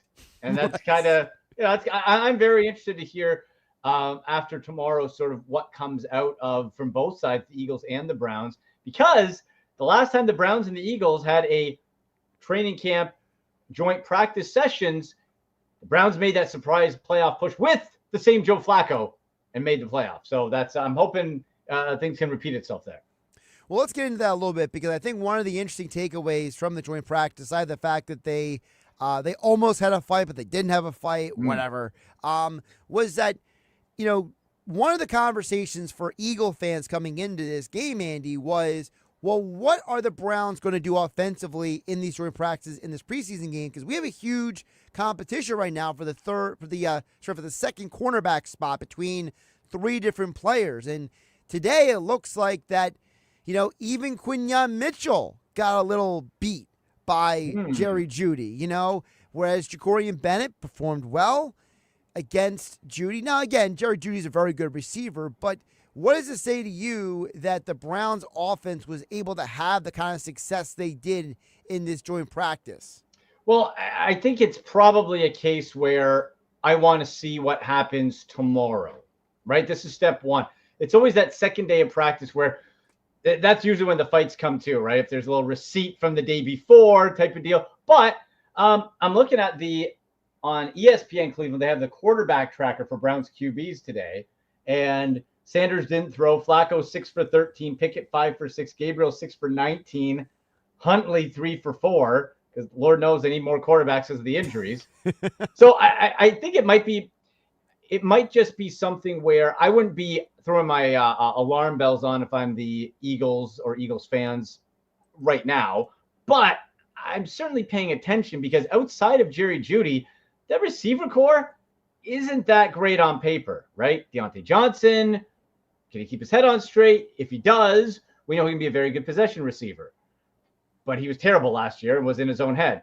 Cedric Tillman, all the potential of the world. Can he stay on the field? So there's a lot of ifs. So I would say it's not good news for Eagles fans, but I would caution and say, let's wait to see what tomorrow brings. If they get owned tomorrow by this receiving crew, and it's somebody not named Jerry Jeudy, then I might be start to get a little worried. I'm actually watching a video. Finally, somebody put a video up right now. It's Kasarian Johnson, who's like, the sixth receiver for the Browns. He completely burns the Eagles' second-team defense with a slant pass over the middle. I'll try to put it up on the screen for you, but it's kind of funny because it's your favorite quarterback, Dylan Gabriel, dropping the pass off to him. God, Dylan Gabriel, size of a sixth grader. He's just only slightly bigger than Bryce Young. Can you explain to the audience out there, like, I always tell people, like, people don't understand, like, it's bad enough for you Browns fans that it's like you guys have been through like 20 different quarterbacks over the last few years, and now you got like 5 in training camp. Like, I don't think people understand. Like, people complain about like their quarterback, and it's like, yeah, but you don't have the Browns quarterback. Like, it could be way worse. Well, the thing is, it was funny because they brought in 4 QBs to have, and I'll use in quotation, a competition. Oh, do we want to look at this here? Let's see. Gabriel's throwing. A little low. I mean, nice move. Wow. It's a classic I played at Oregon pass. Yeah. That is. Little dink dunk, little low. I gotta say, I haven't seen much of this Johnson guy at all. Look at his footwork. Okay. Footwork strong. Okay. But you see all the missed tackles by the Eagles. Yeah. Not good. There's a guy for down, the Eagles defense. Well, watch. There's a guy down on his knee too. What's this guy do? Watch. Wait till he cuts around. Yeah, just there, falls. and then just like, just stays down. He's just the like, just no. stays on the ground. It's like, never It's mind. like 90. It's hot there today, right? It's actually supposed to be hotter tomorrow.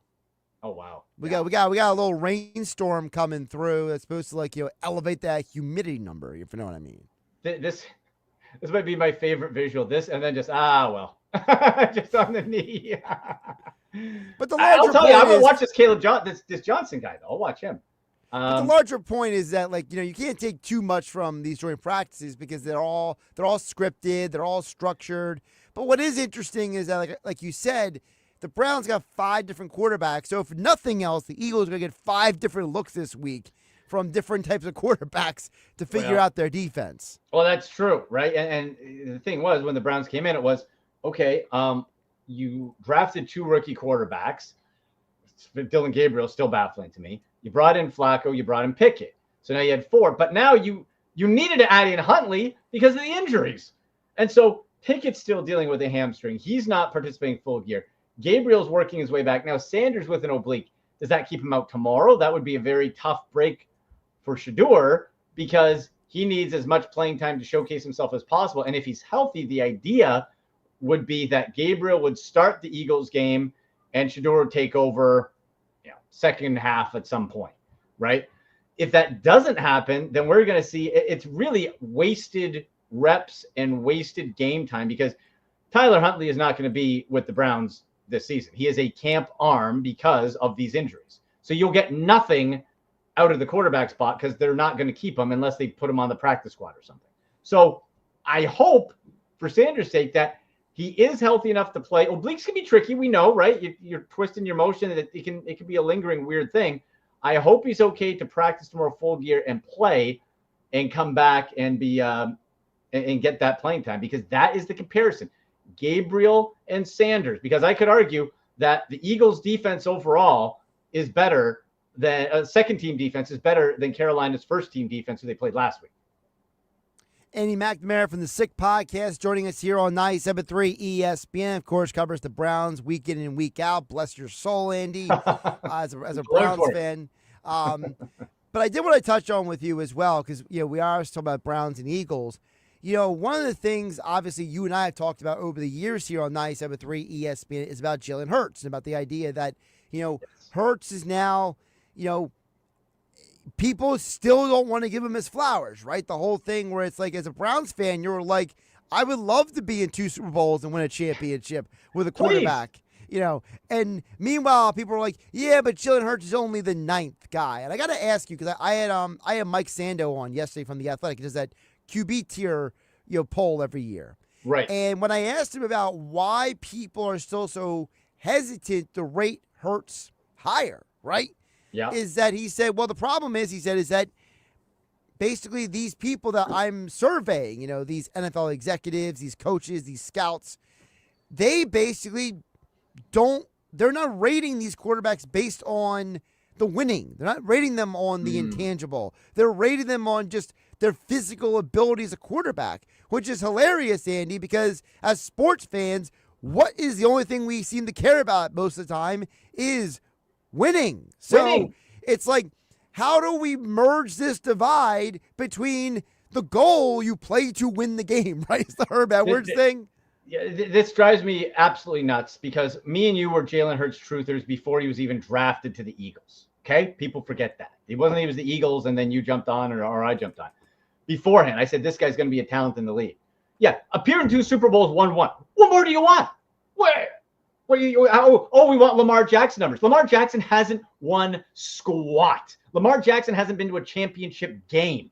Okay? So you want video game numbers, you want fantasy stats, have at it. I'll take championships and conference championships and Super Bowl appearances. Thank you very much. And you look at Jalen Hurts' numbers. Let's take the last 2 years. Let's compare. Okay? Year before 2023, it would have been, his interceptions were up right to 15, but he threw for 3,800 yards. Last year, touchdowns are down. He was just under 3,000, but his interceptions went down to 5. His completion percentage was the highest of his career, just shy of 69%. His pass completion was tied at a career high. Like, the guy also doesn't turn the ball over. Just one season of double-digit interceptions. Okay, and then, of course, you toss in all the rushing touchdowns, and you 14 last year, 15, 13. I don't understand. Is he QB1? I don't particularly care if he's the best quarterback in the league, because a lot of the time the people who say the top quarterback in the league, Josh Allen and Lamar Jackson, have won 0 Super Bowls, have been to 0 Super Bowls. So I'll take Jalen Hurts and his dual threat, and this guy is still, in my mind, an underrated thrower and passer of the football, and we see it from the stats. One of the key things, you don't turn the ball over, and Jalen Hurts got back on track with that last year. To that point, though, Andy, why do you feel like people get so concerned about the aesthetic? Like, why, what is it? Because, for example, one of those things that you're always doing is fantasy football. For those who don't know, hashtag Ask Andy. Andy's been doing the fantasy football analysis for a decade. And you know as well as I do, Andy, that if you go off of the numbers, that's one story. But you got a lot of people, they look at the aesthetic, how he throws the ball, how it looks. There are people who still hate Donovan McNabb to this day because he would throw the ball into the dirt, and it's like people like get so hung up on certain things. So it's like, how do we explain to people who, or do we just don't explain it? We just ignored them. Like, how do you get to people? It's like, what do you want from the guy? Right. But then you're worried about like how pretty the throw is. I think because it's sports and because fan is short for fanatic, you're never going to convince some people, right? We're just not. All we can point to is, does the guy get the job done? Oh, he's part of a system. Oh, well, okay. He's part of a system that works and he runs it.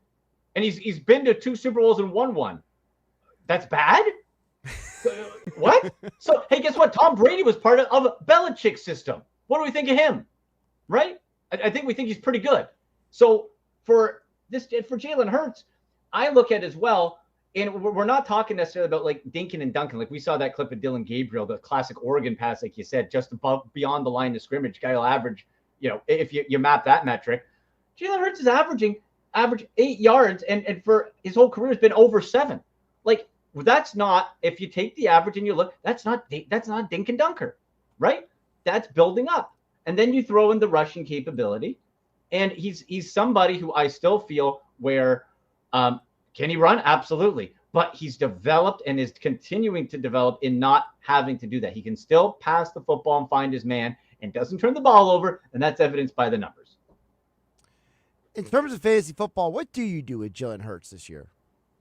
I love him. I'd probably had Jalen Hurts, I'm in like 5 or 6 leagues, right? So I'm bound to come up with somebody in all of them at some point. But like for Jalen Hurts, I'm looking right now. If we're looking average rank, he's going 4th quarterback off the board. Josh Allen, Lamar Jackson, Jane Daniels, Jalen Hurts.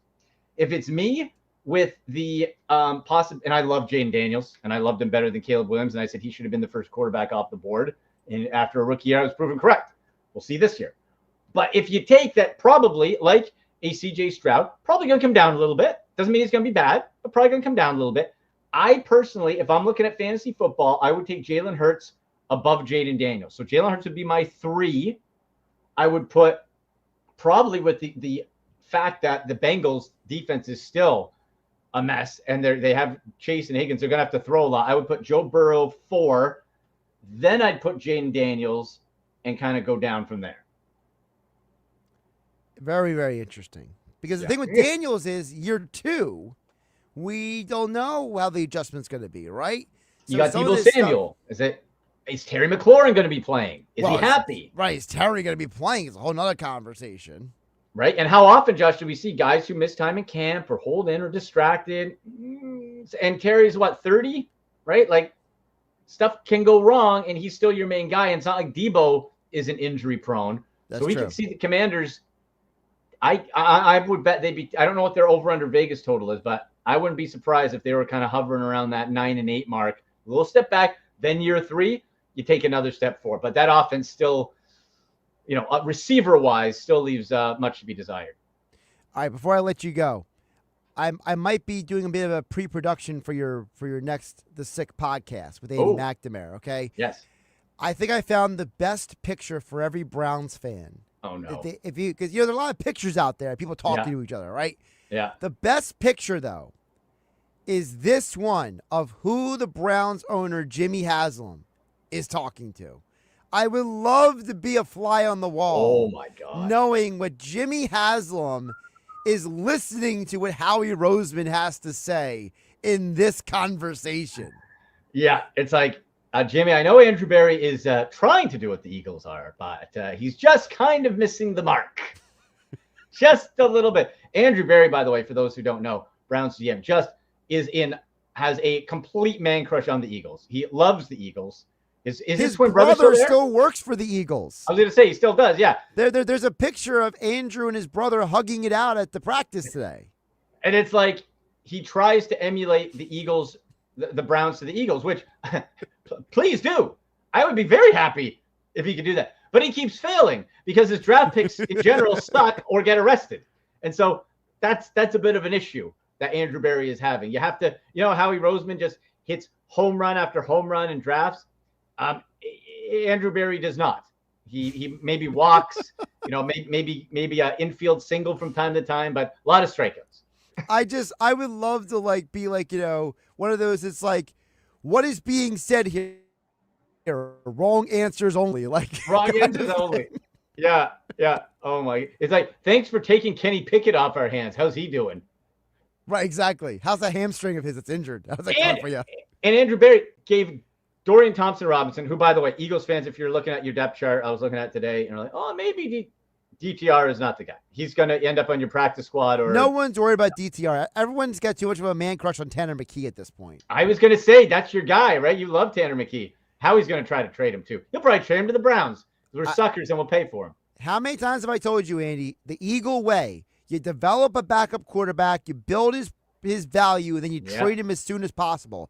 They did it with Pickett last year. They did it years ago with A.J. Feely. They did it with Kevin Cobb. They've done it with Nick Foles. They've done it with all these guys. They build the value, and then once they realize, well, we know this guy ain't going anywhere for us, We'll trade him to you. What kind of pick can you offer me? What do you got? And we gave DTR and a 5th-round pick for Kenny Pickett, who he's not going to start. And when he was healthy, by all accounts that I heard from my Cleveland people, he looked incredibly ordinary at best. Because Kenny Pickett isn't good. Sorry. Listen, we know Myles Garrett said, I want a Super Bowl championship caliber quarterback. Well, now he's got 2. He's got 2. At least there's Flacco. I love Flacco. I think he's looked dynamite. How long can he keep it up for at 40 years old? TBD, but I'll tell you, he is a much better option than anything else. Any of the other 4 quarterbacks. Oh, and then there's a video of Deshaun Watson running. Get out of my life, Deshaun Watson. Go away. Run somewhere else. It's like, I'm running and I'm throwing. It's like, you need to go, bro. Not interested. By the way, both Flacco and Kenny Pickett are from South Jersey. Really? Yes, and this is 97.3 ESPN South Jersey. Both men went to high school at schools within our listening radius. Isn't that something? Well, Joe Flacco, you're the man. Pickett, you got baby hands and you stink. Sorry. Maybe I'm sure he's a nice guy, but not my quarterback anyway. At AndyMC81 on the Twitter X platform, of course, Andy MC Sports on Instagram, and the Sick Podcast. Like, subscribe, download wherever you get your podcast. Andy, always appreciate you jumping on the conversation.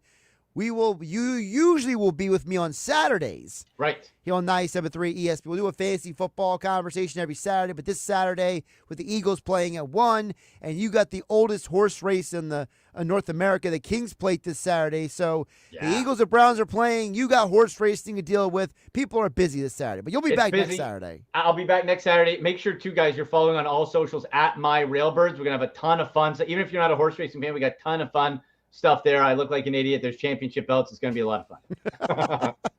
Andy, always appreciate you jumping on, my man. Thanks, buddy. Talk to you later. Josh Hennig filling in for Mike Gill on the Sports Bash on 97.3 ESPN.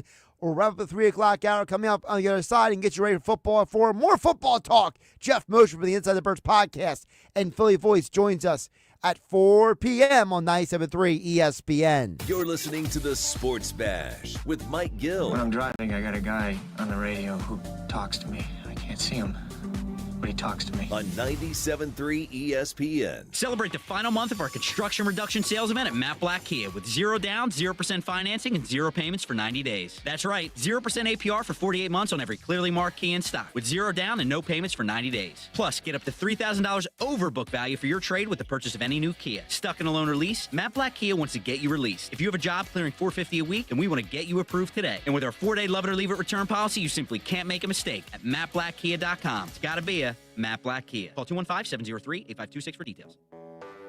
When you're hiring, have you ever felt like you're missing out on meeting truly great candidates for your roles? It seems impossible to find them, but they have to be out there somewhere, right? Well, they're not hard to find when you know where to go, and that place is ZipRecruiter.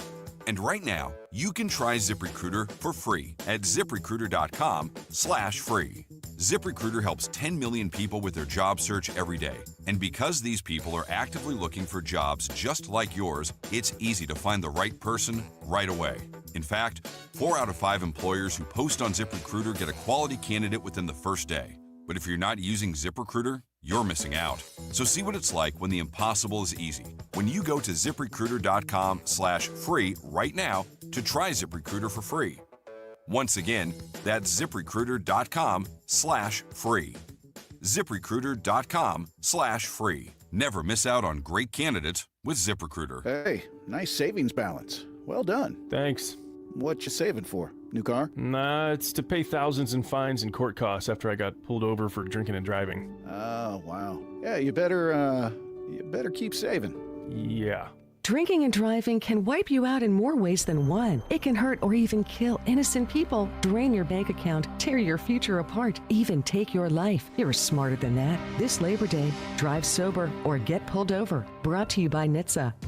Kohl's back-to-school sale is here with deals on looks your kids will love all year. Because even though they're sad summer is ending, let's be real. Some of us are ready. It's time to trade the all-day PJs and always damp swimsuits for styles that'll keep up and hold up, so your kids will be ready too. Shop Kohl's back-to-school sale and bring on the new year. Select styles, prices good through August 17th. Some exclusions apply. See store or kohls.com for details. Record numbers of residents are getting quality, affordable health insurance through Get Covered New Jersey. If you recently had a major life event such as marriage, pregnancy, or insurance loss, you may be eligible to enroll now. All health plans include preventive care, prescriptions, emergency services, and more. 9 in 10 enrolling get financial help, and many pay $10 a month or less. Find out if you qualify at getcovered.nj.gov.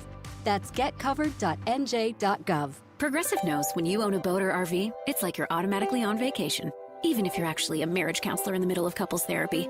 But in your mind, you're camping in Acadia, puttering around Frenchman Bay. Your boat and RV are both protected. You're lobster drenched in butter and... Uh-oh, did your clients just notice you weren't listening? Quick, do the thing where you just repeat back exactly what they said, but as a question. They bought it. Now back to Maine, earning an automatic discount bundling your boat or RV with your home or auto. Progressive Casualty Insurance Company affiliates and other insurers. Not available in all states or situations. The seafood, extraordinary. The value, tremendous. The sunsets, on the house. It's Yuri's Waterfront Restaurant. Dine indoors, on the deck overlooking the bay, or watch the game at Sliders Bar with a new baseball-themed sliders menu. Enjoy delicious seafood, including Yuri's famous all-you-can-eat crabs, tropical summer cocktails, and daily specials. Yuri's has a kids menu and an arcade. And next to Yuri's is the Boathouse Restaurant. 2 great ways to experience the Jersey Shore's best waterfront dining. Yuri's and the Boathouse at the foot of the bridge in Wildwood. It's the Sports Bash with Mike Gill. Do I have everybody's attention now? On 97.3 ESPN and the 97.3 ESPN free mobile app. As if this week with the Eagles and Browns couldn't get more interesting. Multiple outlets are now reporting. Adam Schefter, Ian Rappaport, everyone's reporting the same thing. According to the Browns, Shedeur Sanders, who injured his oblique at the practice today, he is considered day-to-day. He will not practice tomorrow, and he is unlikely to play on Saturday. Sorry, Eagle fans. No Shedeur Sanders on the field for you on Saturday, it looks like. Although I got to wonder, how many people are actually going to be going to this Eagles game on Saturday? I mean, let's be realistic. It's a Saturday in the summer. If it's a nice day, I feel like the majority of the tri-state region will be at the beach. Football at 4. Geoff Mosher joins us next on 97.3 ESPN. For over 135 years, First Bank of Sea Isle City has proudly served Cape May County with a commitment to maintaining a hometown feel. We provide secure, convenient deposit and loan products every day. We're more than just a bank. We're a trusted community partner, offering personalized banking solutions that make life easier for local families of all ages. First Bank of Sea Isle City. Look for our lighthouse in your neighborhood and discover what makes us different. Member FDIC, Equal Housing Lender. This is the story of the one. As a safety manager at a manufacturing plant, he does everything he can to keep his coworkers safe. From finding ways to reduce risks to keeping safety supplies in stock. And for that, he relies on Grainger. Grainger offers a broad range of quality products and next-day delivery, so he can always play it safe. Call 1-800-GRAINGER, click Grainger.com, or just stop by. Grainger, for the ones who get it done. I thought I'd book a trip to Italy to celebrate retiring. We didn't speak Italian. We didn't then. We do now. Because of Babbel. Babbel is the refreshingly easy-to-use app for learning a new language. Babbel uses immersive lessons to teach you vocabulary and grammar in a way that sticks. Save up to 50% on your Babbel subscription when you sign up at Babbel.com. That's Babbel.com. Babbel.com. Nice. The broken coffee maker? That one's still on you, which means you'll save hundreds for your business and get the fastest mobile service with 5G cellular and Wi-Fi hotspots on us. But hurry, this deal won't last long. Get a mobile plan and free up the budget to maybe, I don't know, fix that coffee maker? Get mobile on us for 1 year, you guessed it, on us. Comcast Business, powering possibilities. Ends 9/22/25. Restrictions apply. New mobile customers only with internet standard service or above. Limited to value of one unlimited intro line apply via 12 monthly internet bill credits. One discount per account. Fastest mobile based on mobile, Wi-Fi, and cellular data in service areas. Ookla Speed Test Intelligence 2H24. Finding great candidates to hire can be like, well, trying to find a needle in a haystack. Sure, you can post your job to some job board, but then all you can do is hope the right person comes along, which is why you should try ZipRecruiter for free at ziprecruiter.com/radio. ZipRecruiter doesn't depend on candidates finding you. It finds them for you. Its powerful technology identifies people with the right experience and actively invites them to apply to your job. You get qualified candidates fast. So while other companies might deliver a lot of hay, ZipRecruiter finds you what you're looking for. The needle in the haystack.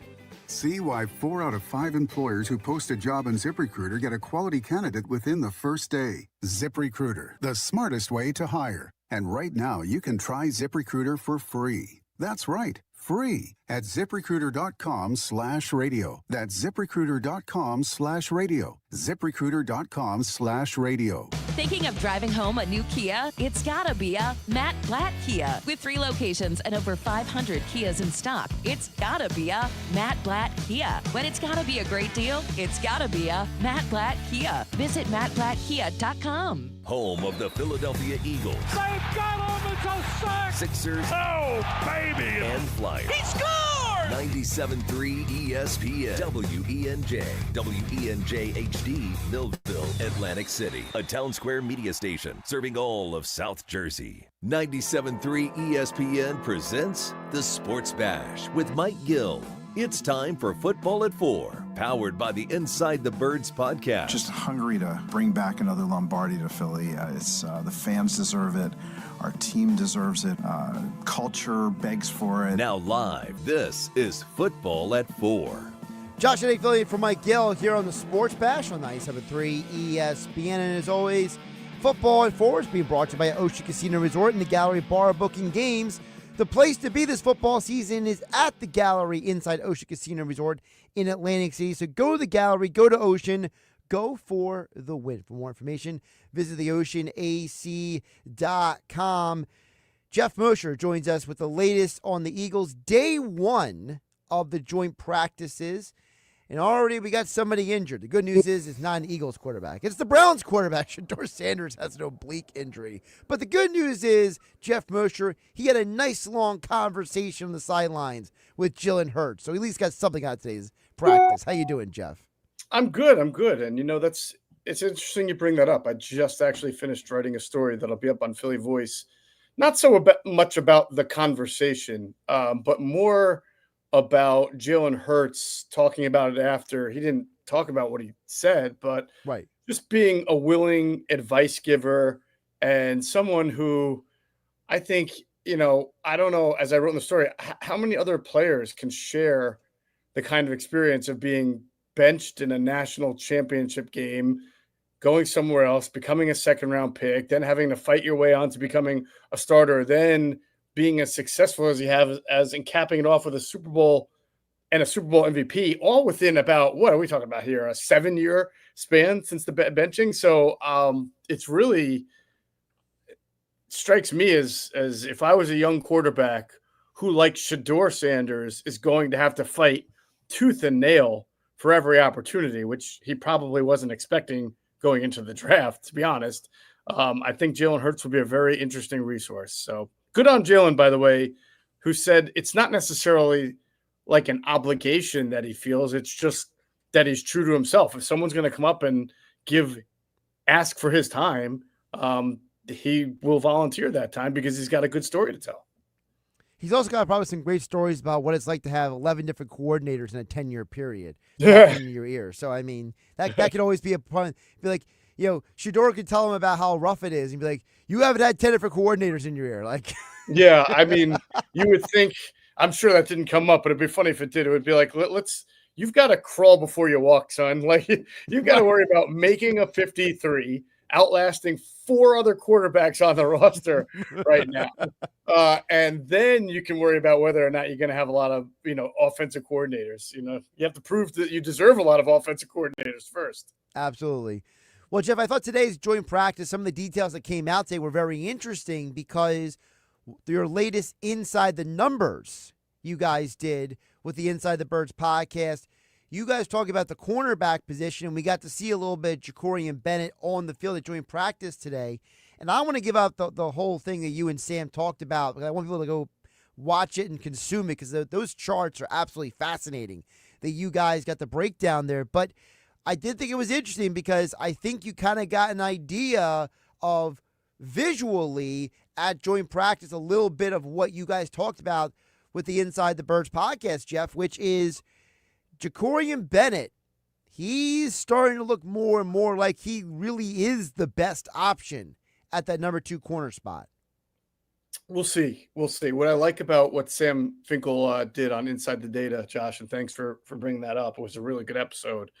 The charts are interesting because what he did was compare Jacorian Bennett's snaps so far and how they measured up not only against Keely Ringo's snaps from last year and Adoree Jackson's snaps from last year, but even guys like Isaiah Rodgers, and I think Darius Slay was also on that. So you get an idea, because it's hard to take Keely Ringo and make any kind of analytical comp because he only played 100 or something snaps last year. So there's not a sample size. So if you give up 1 touchdown or 2 touchdowns, your numbers are going to be very skewed because you played so few snaps. But I think Bennett's snaps last year were comparable to Isaiah Rodgers's. So you got to see, all right, when a guy plays as much as Bennett and a guy who was pretty decent last year like Rodgers was, how does that compare to Bennett? And there were some really good comps. And to your point, it's certainly the analytics, which only tell a half a story. Let's be fair.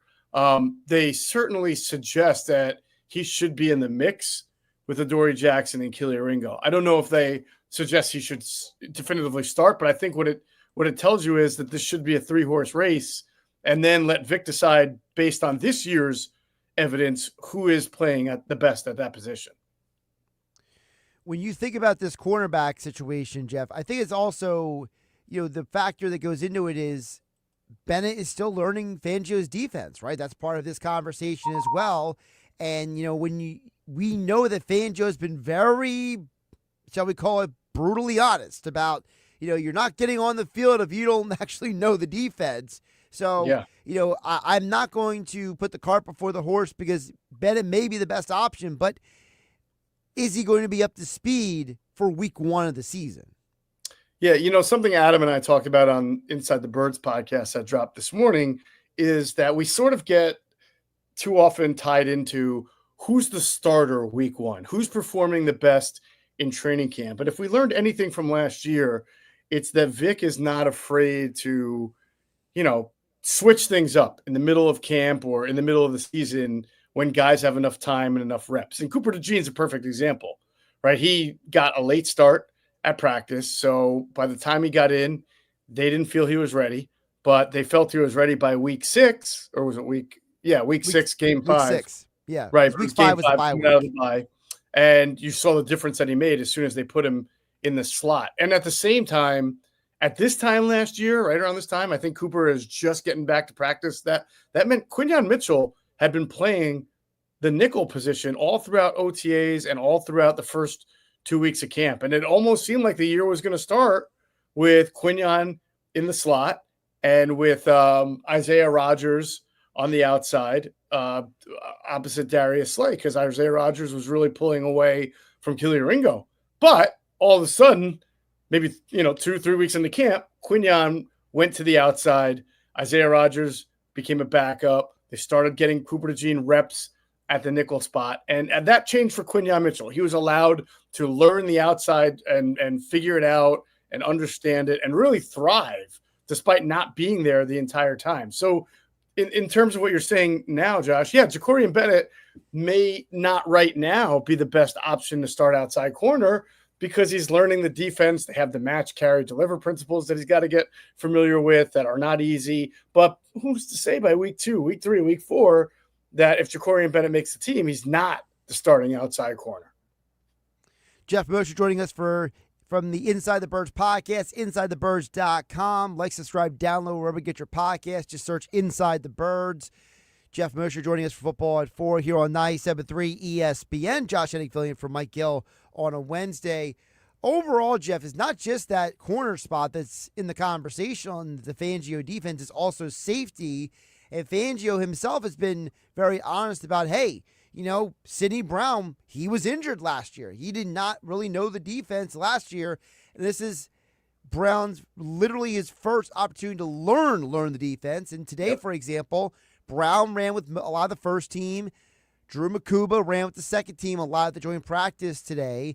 And it started to look more and more, Geoff, like, and I'm not trying to, again, not trying to jump too far ahead, but it's starting to look like that Sidney Brown might be getting closer to being in the driver's seat for that safety spot.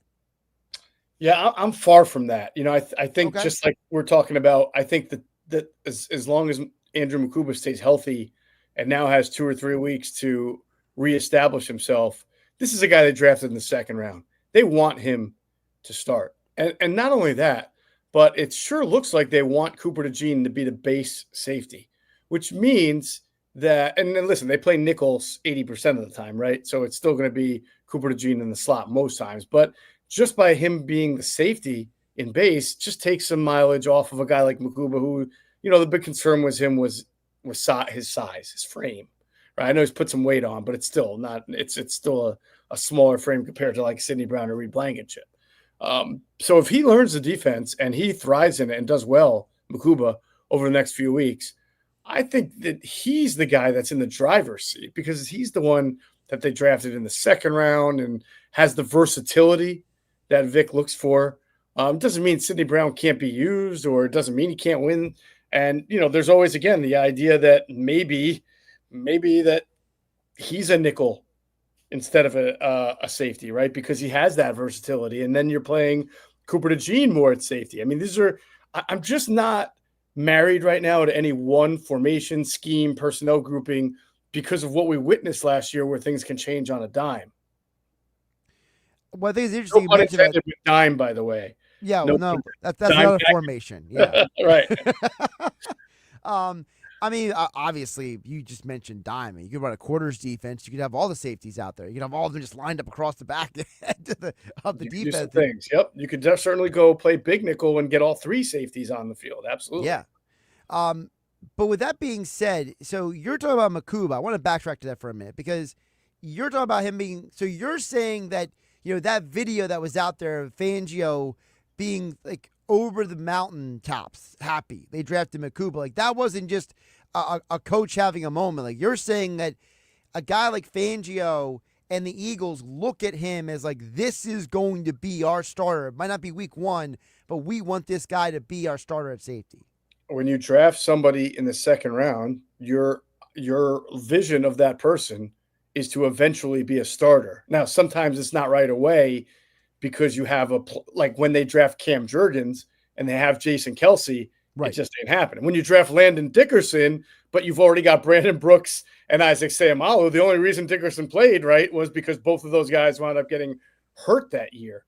Safety's a different story. You're not really being blocked by anybody because Sidney Brown is a 3rd-round pick in his 3rd year, and you're a 2nd-round pick as a rookie. So I do think Vic was very happy. It's Howie's call ultimately, how he drafted Sidney Brown. And this is a guy who, again, whose versatility and his experience in college defenses is a fit for what Vic Fangio likes to do. It doesn't mean he's won it. It doesn't mean deep inside he's rooting for Makuba. I just think deep inside Vic knows that this is the better skill set for the defense he wants to run. And so if that guy is coming along at an acceptable pace, that guy is going to be the one to play. You just mentioned the offensive line, Geoff. Flip over there because that's an interesting conversation. They asked Kevin Patullo this morning at the presser about, hey, no Dickerson, you guys are putting Brett Toth out there. And I thought what was interesting about his answer was they didn't talk about Toth's physical ability, his size, his strength. It was about his intelligence, about how he understands what his role is on the offensive line. I thought that was a very interesting distinction because on a line, Geoff, as you know, full of a bunch of massive human beings, right? A bunch of physically powerful, dominant beings like Mailata and Lane Johnson, and when he starts Dickerson, even Tyler Steen in his own right's a big dude.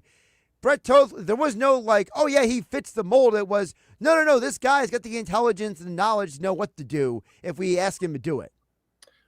Yeah, this is a really interesting one, Josh. I know that we all abide by the in Stoutland we trust mantra, and that's fine. I mean, and this could be this would be an even bigger Stoutland surprise than Mekhi Becton. At least Mekhi Becton was a first-round pick and a massive human being and needed to get his weight and conditioning under control, which he did, and that helped him, stay healthy. But it wasn't a sort of question about whether or not he's an NFL player.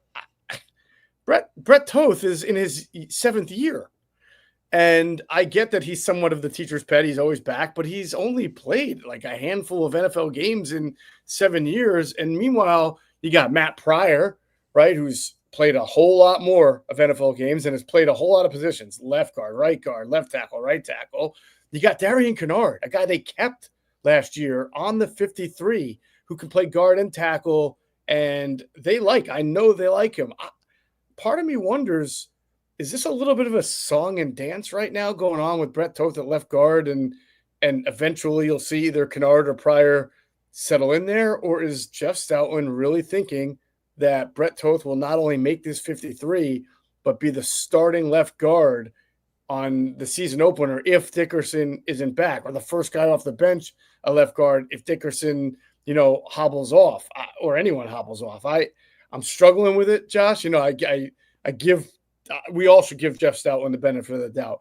This one, though, unlike Becton, I got to kind of squint to see it. I really think that their best grouping based on just experience and I guess the eye test would be to put Tyler Steen at left guard, because he had to play there a bunch of times last year coming in, right? And then play either Pryor or Kennard at right guard, because that's where those guys are more comfortable in their careers, on the right side, and that's where they've been all throughout camp. But right now it's Brett Toth at left guard until we see otherwise. It would not surprise me if that changed pretty soon, maybe even after the second preseason game, if not before Saturday's preseason game. But if not, let's talk about this next week. I mean, if Brett Toth is still the left guard at this time next week, I think it's worthy of a discussion that we'll have about what he brings from an intelligence standpoint and experience standpoint. Because right now I'm just a little skeptical. I think we should all be skeptical. I mean, like you mentioned Matt Pryor, like that's a guy who's got a plethora of experience compared to Toth, and the whole thing always perplexed me about like the whole, why do they love Brett Toth so much? Like you mentioned, he's a teacher's pet. It's like what don't I and everybody know about Brett Toth? Like I don't get it at all. Yeah, I mean, Matt Pryor, Josh, has played 92 games and started 39 of them. And the one thing I felt just watching camp practices, Josh, I thought he looked a little bit in better shape than his first time around with the Eagles, looked a little stronger. And, he had a really good seal block on that 38-yard Will Shipley run. I know Tyler Steen gets a lot of credit because the linebacker's flowing downhill and Steen pivots to block him out. But the edge defender is Miles Murphy, a first-round pick. And Pryor had him so walled off that it helped create that really big canyon, so that when the linebacker is blocked and the edge is blocked, Shipley had, the Amazon River to go run through there, or the Audubon Highway. It was just an enormous amount of space.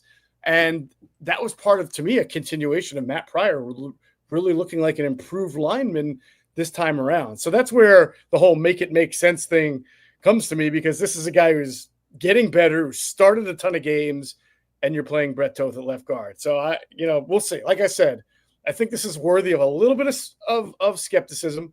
And then we'll see a week from now. If things are not different or changed, then we'll have a discussion about Brett Toth more.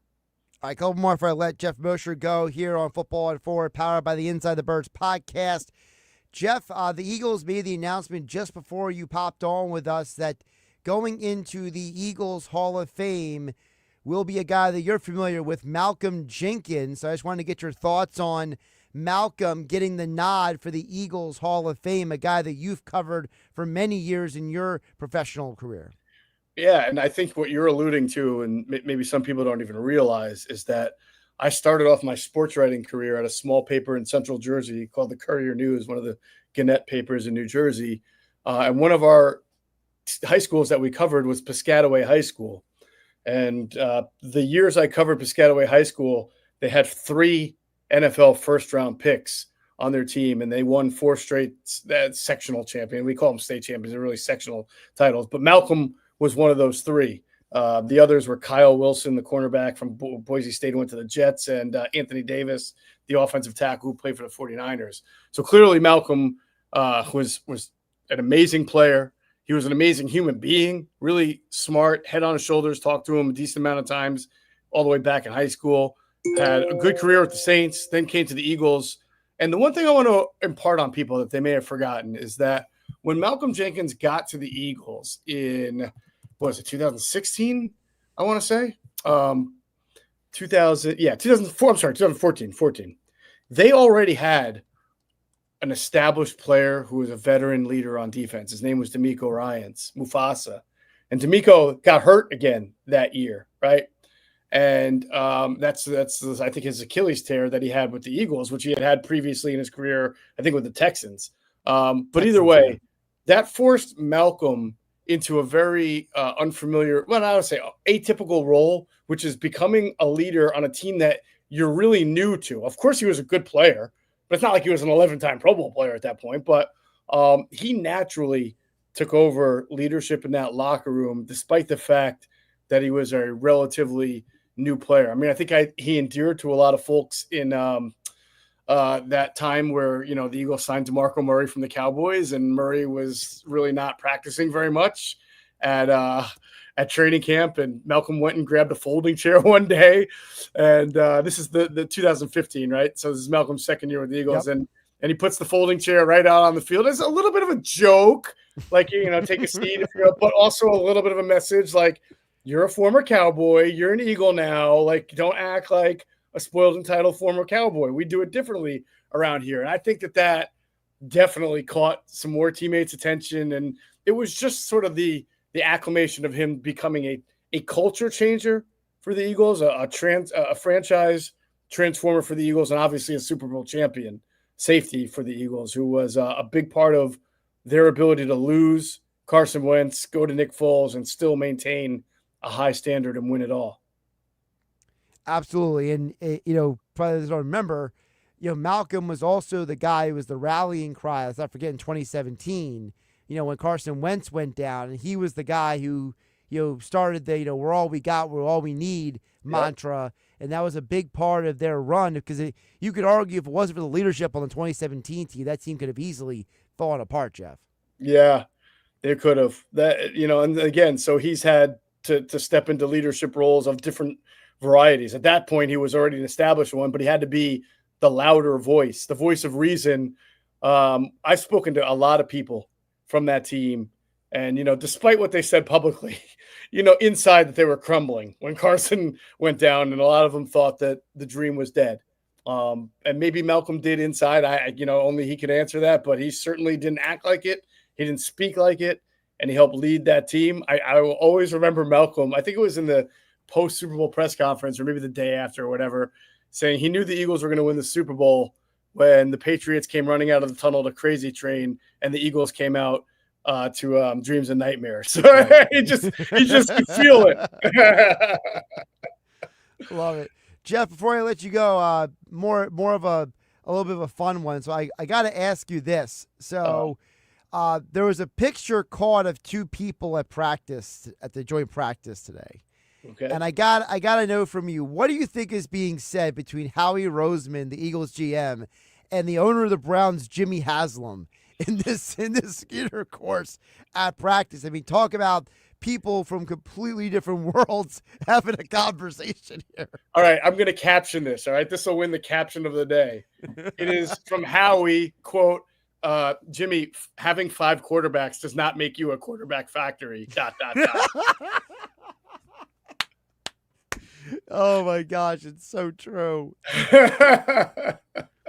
See, my joke earlier was because we had Andy McNamara who covers the Browns in the last hour, and my joke was that Myles Garrett asked for 2 Super Bowl winning quarterbacks, and you gave him Joe Flacco and Kenny Pickett. Like, yeah, good one. That's not bad either. That's not. Hey, yours maybe is better. maybe the comment is Jimmy saying, "Hey, we have more Super Bowl winning quarterbacks than you do."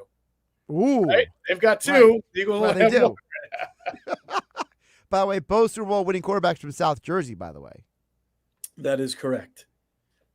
Wait, how many South Jersey quarterbacks were in this practice?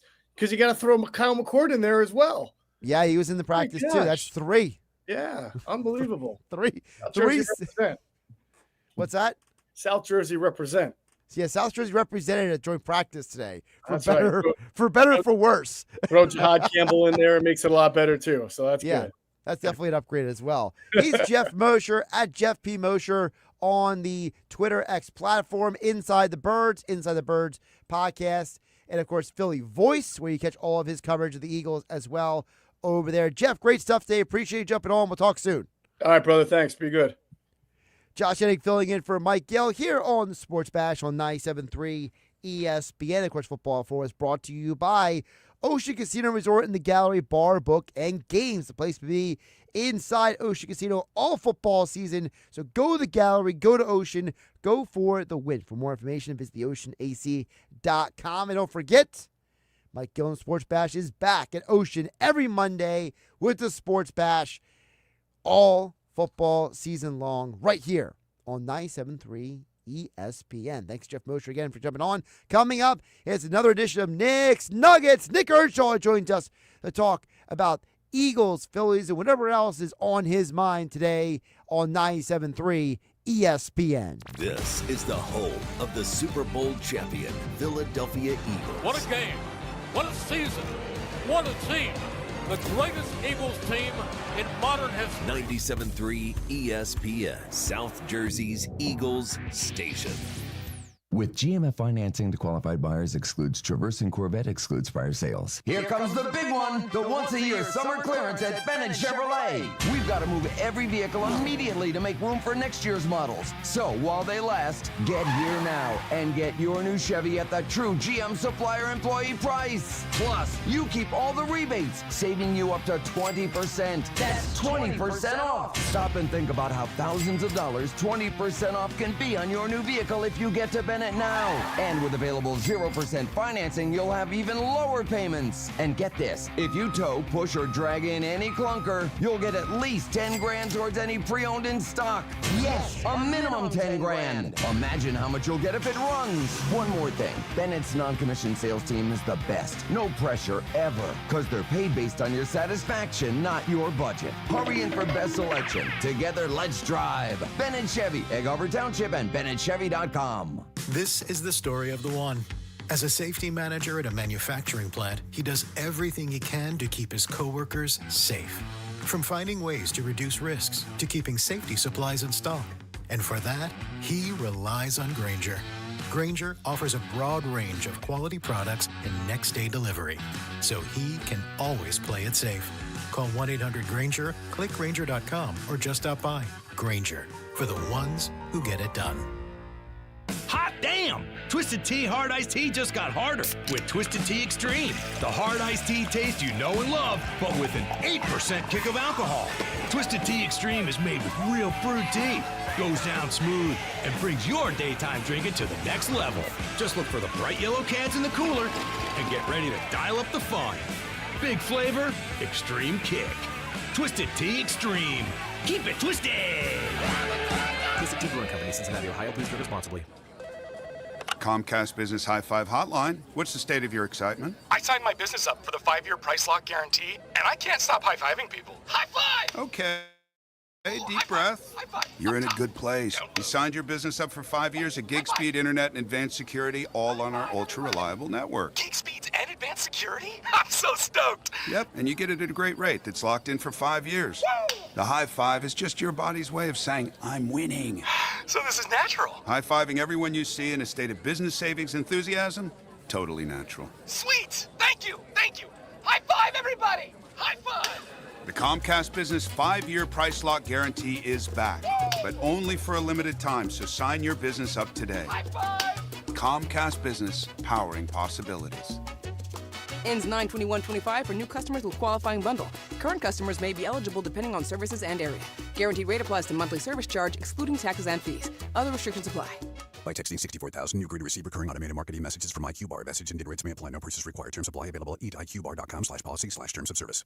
I've got good news and bad news. Here's the bad news. Most protein bars are packed with sugar and unpronounceable ingredients. The good news? There's a better option. I'm Will, and I created IQBar plant protein bars to empower doers like you with clean, delicious, low-sugar brain and body fuel. IQ bars are packed with 12 grams of protein, brain nutrients like magnesium and lion's mane, and zero weird stuff. And right now, you can get 20% off all IQ Bar products, plus free shipping. Try our delicious IQ Bar sampler pack with 7 plant protein bars, 4 hydration mixes, and 4 enhanced coffee sticks. Clean ingredients, amazing taste, and you'll love how you feel. Refuel smarter, hydrate harder, caffeinate larger with IQ Bar. Now you can get 20% off all IQ Bar products, plus free shipping when you text IQ Bar to 64,000. Text IQ Bar to 64,000 to get your 20% off. That's IQ Bar to 64,000. When you're hiring, have you ever felt like you're missing out on meeting great candidates? Well, they're not hard to find when you go to ZipRecruiter. ZipRecruiter helps 10 million people with their job search every day. People who are actively looking for jobs like yours. So it's easy to find the right person fast. 4 out of 5 employers who post on ZipRecruiter get a quality candidate within the first day. Try ZipRecruiter for free at ZipRecruiter.com/free. That's ZipRecruiter.com/free. This is the Town Square, New Jersey Info and Weather Network. Progressive Insurance presents the Sports Flash on 97.3 ESPN. Phillies remaining in Cincinnati tonight, continuing their series with the Reds. Philadelphia has won 4 straight games in 7 of their last 8, extending their lead over the Mets in the NL East. Monday, Phillies won 4-1. Kyle Schwarber hit his 42nd home run of the season. Tonight, Ranger Suarez will get the start. He's 8-5, an ERA of 2.94. Brady Singer will go for the Reds. He's 9-9. The Eagles hosting the Cleveland Browns on Saturday for their second preseason game. The teams will hold 2 joint workouts this week, Wednesday and Thursday. Philadelphia guard Landon Dickerson will undergo a procedure for a meniscus injury on his right knee. He's considered week to week with the hopes of returning for week 1 against the Cowboys. Guard Kenyon Green suffered a shoulder injury. He will likely miss the rest of the preseason. Progressive Insurance, bundle auto and home, renters or condo, and save with Progressive. I'm Tony Desiri, and that's your Sports Flash on 97.3 ESPN. Did you know that driving under the influence of marijuana is illegal? Driving high will get you a DUI. And if you're wondering if law enforcement can tell you're driving high, well, everyone else can. Friends? I can tell you drove high. Parents? I can tell when you drive high. Relatives? I can tell. You drove here high, didn't you? So what makes you think law enforcement can't? I can tell. If you feel different, you drive different. Drive high, get a DUI. Paid for by NHTSA. From the Town Square, New Jersey Info and Weather Network, I'm Chief Meteorologist Dan Zarrow. For the first time this month, we're tracking scattered thunderstorms. Heading into this sultry summer evening, localized downpours, dangerous lightning, and some gusty winds possible through at least midnight tonight. Staying mostly cloudy and muggy overnight, low 74. Gradual clearing tomorrow, maybe a spot shower or thunderstorm during the day, high 88. Mostly sunny on Friday, not as hot, not as humid, high temperature around 85. Get weather 24/7 wherever you are. Download our free mobile app today. Go to Ocean Casino Resort for our 7th birthday. With over $7 million in prizes, it's time to go for the win. Make Ocean Casino Resort the cherry on top to your summer. Book today at theoceanac.com. Must be 21 or older. Gambling problem? Call 1-800-GAMBLER. It's the Sports Bash with Mike Gill. Keeping the fans entertained and happy. On 97.3 ESPN and the 97.3 ESPN free mobile app. Josh Hennig back here in the Ocean Casino Resort Studios on 97.3 ESPN. It's time for another edition of Nick's Nuggets. Nick Earnshaw joins the Sports Bash with Mike Gill every day around 4:30 p.m. on 97.3 ESPN. Each day it's brought to you by The Hub, gear that works as hard as you do, because there's nothing more appropriate than describing Nick Earnshaw as hard-working as he joins us right now on the Sports Bash on 97.3 ESPN. Nick, welcome in. How you doing today? Oh, what's going on, Josh? You know, another Wednesday in the office on the Nuggets and another day for me to defend Jalen Hurts. I heard you and Andy McNamara talking about him earlier. We're going to continue that conversation. We're going to add on to that conversation, to say the least, here in the Nuggets today, because, it's another day to defend QB1 out there. So I'm talking to Shedeur Sanders. We saw Jimmy Haslam. I heard you and Mosher talking about Haslam and Howie talking a little bit. This? I mean, yes. You bring up the picture. If you're watching on X, you're watching on YouTube. I mean, Mosher had it down. I mean, the QB Factory caption. I mean, that's perfect. There's nothing better. I mean, that wins the day. How do you do it? Like, just how do you have a QB Factory, and how he's, probably going deep into detail about how he configures his QB Factory. Because, I mean, listen, if anyone's had a QB Factory, it's been the Cleveland Browns. I mean, they've gone through quarterbacks like water over the past 20 or so years, right? 25 years, man. Tim Couch to now. Yeah, that's rough. All right, let's get to a real quarterback. Jalen Hurts. All right, I want to hear what his former coach had to say, because Doug Peterson was on the John Clark podcast, okay? Take Off with John Clark. And he had some glowing praise for Jalen Hurts about his work ethic and how he goes about his business. The guy's just a winner. Take a listen to Dougie P. When Jalen Hurts came around, I felt wherever this guy ends up, he's going to be a winner. He's proven it his whole career. He's battled his whole life and put himself in position to be successful. And a lot of guys in the NFL have done that. There's a lot of quarterbacks that have done that. They've grown up, they've had success. I mean, Carson Wentz, Nick Foles, all the guys that we've had in Philly, those guys, they had success there. But there's just something about the Jalen Hurtses of the world that stands out. The leadership ability, the motivation, the drive, the work ethic. And that's it right there, Josh. That is it. The work ethic, the drive, everything. Why is it that guys who know Jalen, who have been around Jalen, who talked to Jalen, coached Jalen, play with Jalen, always seem to say the same exact thing? The guy is determined, has an incredible work ethic, and is a winner.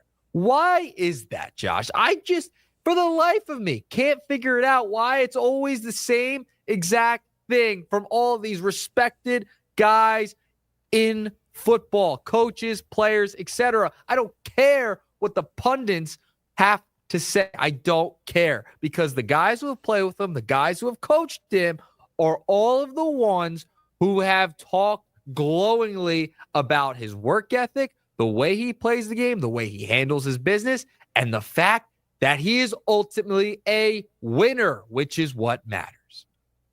Well, there's two sides to this. Number one, the reason to your first question there is the reason why those people talk highly of him is because those people value winning above everything else. The problem in sports today, and we talked about it with Mike Sando yesterday from The Athletic, where he explained, he's like, look, he said, when I'm talking to general managers, coaches, executives, scouts around the league, he said, they're not evaluating these quarterbacks and these quarterback lists based on winning. They're evaluating them based on other elements, other more tangible measures, right? And the problem is that what you're basically doing is you're telling every one of us who played sports, you play to win the game, right? The Herm Edwards thing from 20 years ago. It's a beautiful quote. It's one of my favorites. The idea that you're not just going out there for the sake of going out there to run around, you're going out there to try to win the game. And now all of a sudden, there are people who are trying to devalue that element of the game. And it kind of reminds me of, you and I know when Peyton Manning speaks, you want to listen, right? And Peyton, he said a lot of things on that Pro Football Focus, Bob, but maybe here's the part that people haven't heard enough of about Jalen Hurts. I mean, he squats 600 pounds.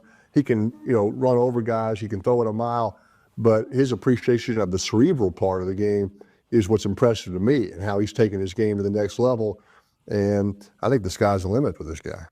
When Peyton says that about a guy, that's what matters. And the problem is that when you tell me that you're putting Jared Goff or Justin Herbert or Jaden Daniels ahead of that guy, what you're really saying is you don't want to win. You don't want to maximize someone's potential. That your values are different than the rest of us. Yeah, and I'm so glad you played the Peyton Manning quote, or at least one of them, from that discussion that he was on the other day, because you have guys like Peyton Manning. You have guys like Doug Peterson, who got to coach him in his final year, only during his rookie season during that disaster of a year, right? It's always those guys who value winning. It's always the nerds and the dorks who don't value winning that always have to put this guy down. And they punish him for having good players around him. He gets punished more than anyone I've ever seen in sports. In sports, not just football, in sports, for having good players around him. Okay, you'd be killing him if he didn't win with those players. So he can't win. He can't win in the eyes of those people that say, well, he's got everything around him. He's a system quarterback. Yeah, yada, yada, yada. Well, I mean, Joe Montana had Jerry Rice. Are we not going to talk about that? Tom Brady had guys every single year in a great defense. Almost every single year he won a Super Bowl. So are we not going to talk about the weapons those guys had ever? We don't say, oh, he has all these guys around him. He's a system quarterback, etc. No, they're winners. They're one of the greatest of the game. I'm not saying Jalen's Tom Brady or Montana, but we got to give him a little more respect than he gets, because it's getting ridiculous. And when those guys speak, that's who I'll listen to talk about Jalen Hurts. Nobody else. I don't care, because in today's day and age, the value of winning for some reason has just decreased. You need a winner to win championships, and Jalen Hurts is a winner. He outplayed Mahomes twice in the Super Bowl. He shows up in the big games, makes the big throw when you need to. He also has the highest completion percentage in Super Bowl history with a minimum of 50 attempts. So I don't know what else you want from the guy at this point. I just don't get it. I don't understand the people who think in sports that winning is not everything, to say the least. Winning is everything, and that's what he does. And as I've said before, if you want to tell me that somebody is better at a specific tangible or element attribute, or aspect, fine. That's different than telling me that, just to use an example, Jaden Daniels after year one should be ranked ahead of the guy who was a Super Bowl MVP award winner. Like, it almost feels like people just can't accept that Jalen Hurts aesthetically doesn't look like what they want a quarterback to look like. They want him to throw for 5,000 yards. He doesn't need to throw for 5,000 yards. He fits into this team so well. He does what he's asked, and he does it well. And he's just an undervalued thrower. I'm sorry. He's an undervalued thrower of the football. But did you watch any of the Super Bowl? Did you watch him throughout the season? Have you watched him throughout his career? Clearly, some of these people haven't, because he has been spot on. He doesn't have the strong arm of Justin Herbert, maybe. He might not have the precision accuracy of maybe somebody else, right? But he wins. He wins. He does all those things well enough to win. And for some reason, he just continues by pundits, by people around the league to just be devalued. It's amazing to me that we're still having this conversation, and I think it's gotten worse after winning the Super Bowl, which is insane. Yeah, you're right. It absolutely is insane. All right, what you got next? All right. I mean, I got to keep going here. Whew, I'm out of breath after that one. Y'all, I've been waiting all day to get to nugget number one. I forgot about the other nuggets. I'm only kidding. It's funny. It's funny, Josh. I come on to do the Nuggets. I was going to do a Phillies one for nugget number 2, but we're going to bounce that to nugget number 3. I mean, my other quarterback that I'm a big fan of, whose number should be retired, along with probably Hurts is down the line, that's Nick Foles. He put out a video, minutes ago, and I'll send you the audio at some point. Maybe you can play it later in the show or tomorrow. He gave us a nugget, a great nugget, on what the actual name of the Philly special was. Do you want to hear the actual name? The call is not just Philly special. That's a shorter term. It's an elongated name for the Philly special. You want to hear it, Josh? I wrote it down. I got my notes right here. All right. So the name of the Philly special, this is according to Nick Foles, is Float to Pistol Target, left bunch Philly special on the dummy kill. That is the full name of the Philly special play that was ran in Super Bowl 52 in 2018. That is the full name. I'll read it again. Float to pistol target, left bunch, Philly special on the dummy kill is the full entirety name of the Philly special. Nick Foles put out a little fun fact on his Twitter page today. So I had to use that nugget today. I mean, another reason this guy's just so awesome. That's why another reason we got to, retire the guy's number, for goodness sake. There we go. I mean, first of all, those are the kind of plays that kind of make you realize why you can't play quarterback in the NFL. Yes, absolutely. It's like when who is it? Dagnabbit, what's his name on NFL Live? Dan Orlovsky. Like Dan Orlovsky will every once in a while do one of those reciting a play call, and you just sit there and you're like, yeah, that's why I'm not a quarterback. It has nothing to do with physical ability. It's all mental. Like the way these guys can retain that information and then just spit it out like that. Like, that's a totally different level of processing ability. Like, you might be able to, for example, Nick, you and I can remember, where a guy went to college or maybe his stats or, sure. the Phillies lineup from maybe 10 years ago or something. Like, we can remember stuff like that, but it's almost like a different type of brain function to remember offensive play calls at the NFL level. Yeah, there's no way I would remember that. This is why I was a baseball player and a track runner growing up. I didn't need to remember that much. And by the way, I'll tell a quick story. So when I was in high school, I stole a lot of bases. It was freshman year of high school, and that's why obviously I ran track later. And I've been playing for two different teams, a travel team and my high school team, and we were down 7-0 in a game against Highland, Hamilton versus Highland. And my coach at the time, third base coach, gives me the sign. It was a fake steal. However, I stole the base anyway. And I got all these signs confused. And then I ended up stealing the second base. So from second to third, they overthrow the third. We score the run. My stupidity ended up literally leading the game back into a win for us because we were down 7-0. I didn't read the sign correctly, stole second, then didn't read it correctly again from my coach, stole third, overthrow, scored. We ended up coming back and winning the ball game. My stupidity led to that win.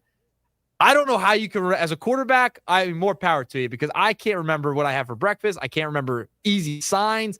It's been my whole entire life. So the quarterback position, to remember a play call like float to pistol target, left bunch, Philly special on the dummy kill. I mean, Josh, that's impressive. It's impressive. That's just okay. I'm done with this topic. Let's move on. Now you lost me. That's the name of the Philly special. There you go. All right, nugget number 3, Ranger Danger. Listen, he's deteriorating in the second half once again. I mean, this is becoming a yearly thing, Josh Hennig, with Ranger Suarez, and it's fascinating because of the depth they have on the starting pitching staff. As of right now, right? They're getting to get Aaron Nola back. That's going to happen. But they have depth on the starting pitching staff, and it makes you wonder who's going to get sent to the bullpen. Everyone seems to think it could be Ranger because he has experience in the bullpen. But he's pitched well in the postseason. If you look at some of Ranger's numbers, I mean, in the first and second half over the past couple of years, it really, literally is jumping double his ERA over the past couple of years. So if you're the Phillies, do you trust him in the postseason because he's done it before? I don't know. I think the problem with the Phillies right now is that, I think they have two separate problems, Nick. One is they're mismanaging their pitching staff. Okay? Rangers should have never gone out there for the 6th inning last night. I'm starting to wonder if Caleb Cotham even knows what he's doing. That's number one. Number two, this pitching staff, as you're well aware, basically has two guys at the top, right? It's Wheeler, it's Sanchez. I think the more important question is, are Wheeler and Sanchez enough to offset who the rest of the pitching staff is? That's the question. And I think so, but Wheeler hasn't been the same either. That's why on Monday, we talked about pretty much the entirety of the show. should they shut down Zach Wheeler for a couple starts? He's slotted to go in the next series. He's slotted for his next start.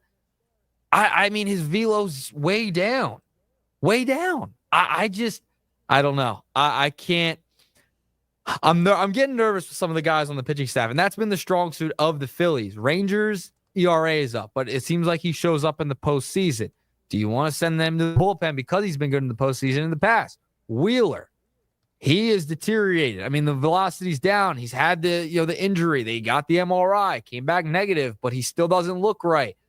I'm just a little concerned with the pitching staff. That's their strong suit. And for some reason, it's not been strong lately, even though they're finding ways to win, except for last night. Listen, I don't fully blame last night on Ranger. I first of all blame on the Phillies bats going quiet against who's arguably the Reds' maybe third or fourth best pitcher. I mean, Brian Singer. I mean, come on, man. And number two, again, Rangers shouldn't have gone out there for the sixth inning. The fact that they let him, he was already struggling to get through 5 innings, Nick. Why'd you put him out there for the sixth inning? And I don't care what Rob Thompson, I said this earlier in the show, Nick. It doesn't matter what the reason why they sent him out there. The Phillies should just issue an apology for abusing Ranger Suarez and Jesus Luzardo in games this year. There's no reason why when these guys are getting knocked around, you just keep getting them knocked around. Like, you're literally just damaging these guys' confidence. Yeah. I mean, it seems like that's where you're at. It seems like that's where you're at this point. I'm very curious to see what they do with Ranger and Nola. If Nola comes back firing on all cylinders, great. I don't think he's a guy who could come out of the bullpen. He just doesn't have that type of stuff, Josh. But those are the Nuggets today. Josh, we'll leave it with you. Float to pistol, target, left bunch, Philly special on the dummy kill. That led you to the first ring, not the second one. Sure. Got it. Yeah. Tell me where to run, coach. I'll run. Retire the number. Retire the number. That's a conversation for another day. He's Nick Earnshaw. I'll be back tomorrow for Nuggets on 97.3 ESPN. Thanks, Nick. See ya. Josh Hennig filling in for Mike Gill on the Sports Bash, 97.3 ESPN. Don't forget, Nick's Nuggets was brought to you by The Hub, gear that works as hard as you do. Coming up on the other side, we'll get more football talk. Rob Maaddi from the Associated Press joins me here to talk more about the Eagles and the latest around the NFL right here on 97.3 ESPN FM, 97.3 ESPN. Mobile app powered by First Bank of Seattle, streaming live on YouTube and X at Josh Hennig at 97.3 ESPN. Go to get your game on at the Fanatics Sportsbook in the gallery at Ocean Casino Resort. Cheers your favorite drinks while cheering on your favorite team. Go for the sports scene and go for the endless screens. Go where fans become fanatics at the Fanatics Sportsbook in the gallery. Go to Ocean Casino Resort. Go for the win. For more information, visit theoceanac.com. Must be 21 or older to wager or consume alcohol. Gambling problem? Call 1-800-GAMBLER. When you're hiring, have you ever felt like you're missing out on meeting truly great candidates for your roles? It seems impossible to find them, but they have to be out there somewhere, right? Well, they're not hard to find when you know where to go, and that place is ZipRecruiter. And right now, you can try ZipRecruiter for free at ZipRecruiter.com/radio. ZipRecruiter helps 10 million people with their job search every day. And because these people are actively looking for jobs just like yours, it's easy to find the right person right away. In fact, 4 out of 5 employers who post on ZipRecruiter get a quality candidate within the first day. But if you're not using ZipRecruiter, you're missing out. So see what it's like when the impossible is easy. When you go to ZipRecruiter.com/radio right now to try ZipRecruiter for free. Once again, that's ZipRecruiter.com/radio. ZipRecruiter.com/radio. Never miss out on great candidates with ZipRecruiter. Sound familiar? At Mattress Firm, we understand there are many problems, like snoring, aches and pains, hot sleep, or even an old saggy mattress that can keep you up at night. And our sleep experts have the unrivaled know-how to match you with a mattress that can help. And right now, save up to $700 on Tempur-Pedic, plus a $300 instant gift. For the great sleep you deserve, visit Mattress Firm. We make sleep easy. Restrictions apply. See store or website for details. Citizens, since we each upgraded to Xfinity in our homes, the Wi-Fi has been booming. It's fair to say our town has officially become a boomtown. Mayor, will I be able to drop into multiplayer gaming battles with low lag? The lag won't be an issue, but your questionable skills may be. And what if I have hundreds of devices on the Wi-Fi? Purely hypothetical. Seems like a lot, but sure, hundreds of devices all booming together with the Xfinity Gateway.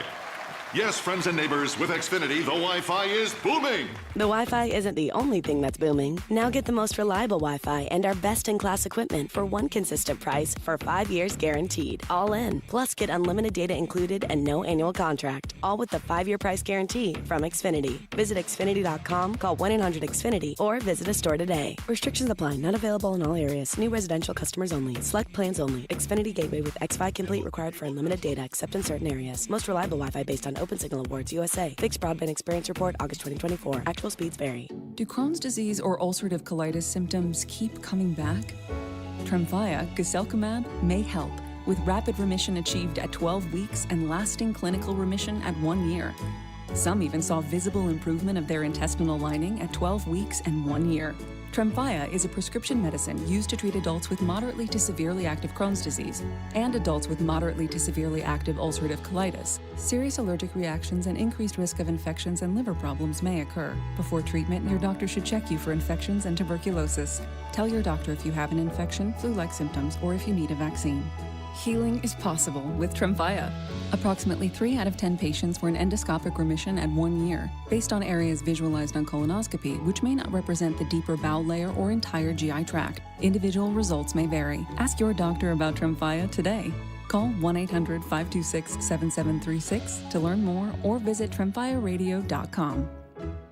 Contact Tax Relief Helpers for details and restrictions. Attention, anyone that owes money to the IRS. Every day, your unpaid tax debt gets bigger and bigger from daily interest. The longer you wait, the more you will end up paying. If you owe $10,000 or more, now is the time to settle your debt before the IRS takes aggressive action, like taking your wages or property. A special toll-free number has been established so you can stop penalty fees, avoid liens, levies, or other hostile measures by the IRS. Call Tax Relief Helpers right now. I got behind on my taxes and owed $48,000. I called and they got my bill lowered to just $3,500. I owed $87,000 in taxes and it was scary. I got the amount I owed down to just $3,500. I saved $83,500. If you owe money to the IRS, don't wait another day. Your tax debt gets bigger and bigger from daily interest. Call right now before the IRS enforces liens, levies, or other aggressive measures. The call and consult are absolutely free. Call now. Call 800-972-4215. 800-972-4215. That's 800-972-4215. Progressive knows when you own a boat or RV, it's like you're automatically on vacation, even if you're actually a marriage counselor in the middle of couples therapy. But in your mind, you're camping in Acadia, puttering around Frenchman Bay.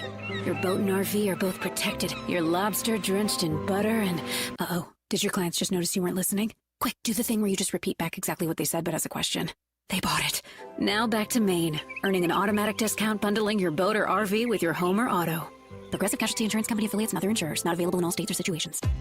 If you're 55 or older and into that whole saving money thing, T-Mobile has an exclusive phone and internet bundle just for you. Right now, get 2 unlimited phone lines plus 5G home internet for just $30 each per month with autopay, plus taxes and fees.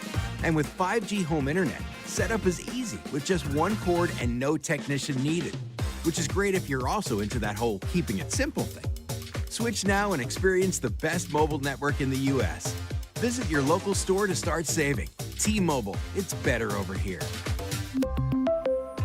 Based on analysis by Ookla of speed test intelligence data Q4 2024 to Q1 2025, Ookla trademarks used under license. Unlimited on our network. Customers on voice plan may notice speeds lower than other customers and further reduction if using more than 50 gigs a month due to data prioritization. Video streams and SD on this plan. Home internet pricing after $20 a monthly bill credit plus $5 per line without autopay. Debit or bank account required. See 5G device coverage and access details at T-Mobile.com.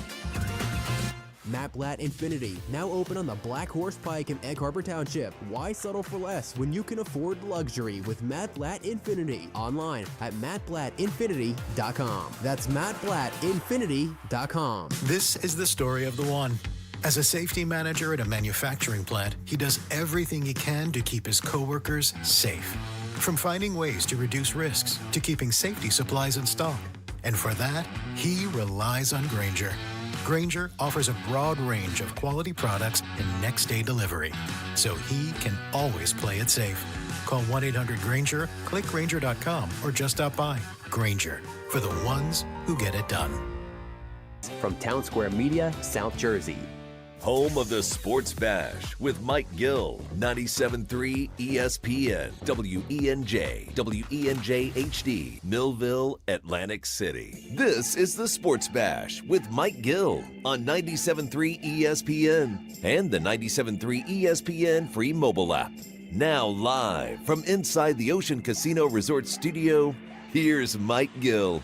My only regret is not being able to coach him further, right? I just had him for the 1 year, and that's okay. But to be able to watch it from afar and to see the success, it just goes to show that you got to spend your time. You got to do your due diligence in the offseason. You got to draft smart, especially at the quarterback position. And it's probably the hardest position to draft because there are a lot of unknowns at drafting the quarterback spot. But obviously the Eagles, hit that nail on the head with Jalen Hurts, and he's only gotten better. He'll continue to get better, and he's the right guy leading that football team.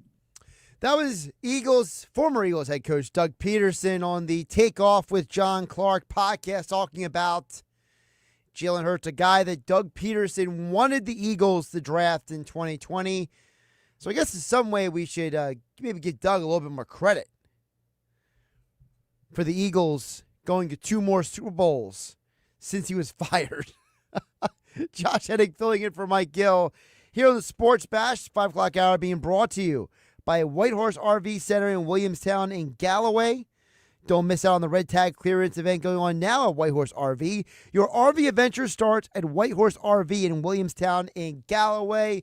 Let's continue the football conversation right now. Rob Maaddi covers the NFL for the Associated Press, senior NFL writer and reporter. And, of course, he's been a long time as well covering Philadelphia sports in the area. He's now down in Florida, but he still talks to us each week here on 97.3 ESPN. Rob, welcome back in. How you doing today?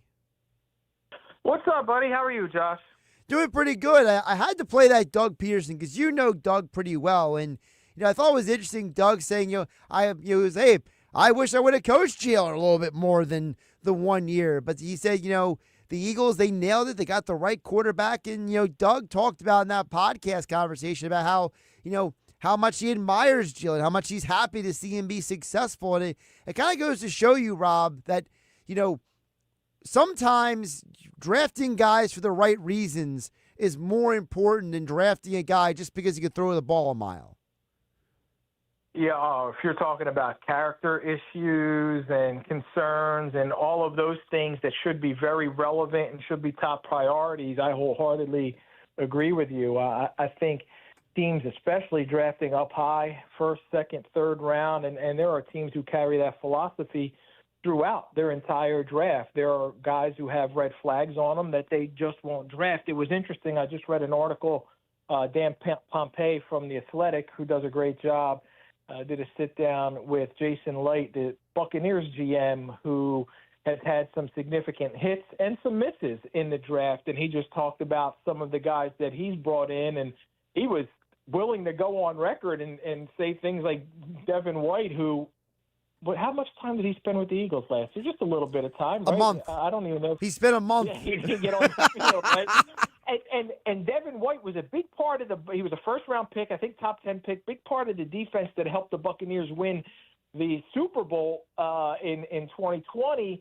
And Jason said, knowing what I know now about him, I wouldn't have drafted him because he's a me-first guy.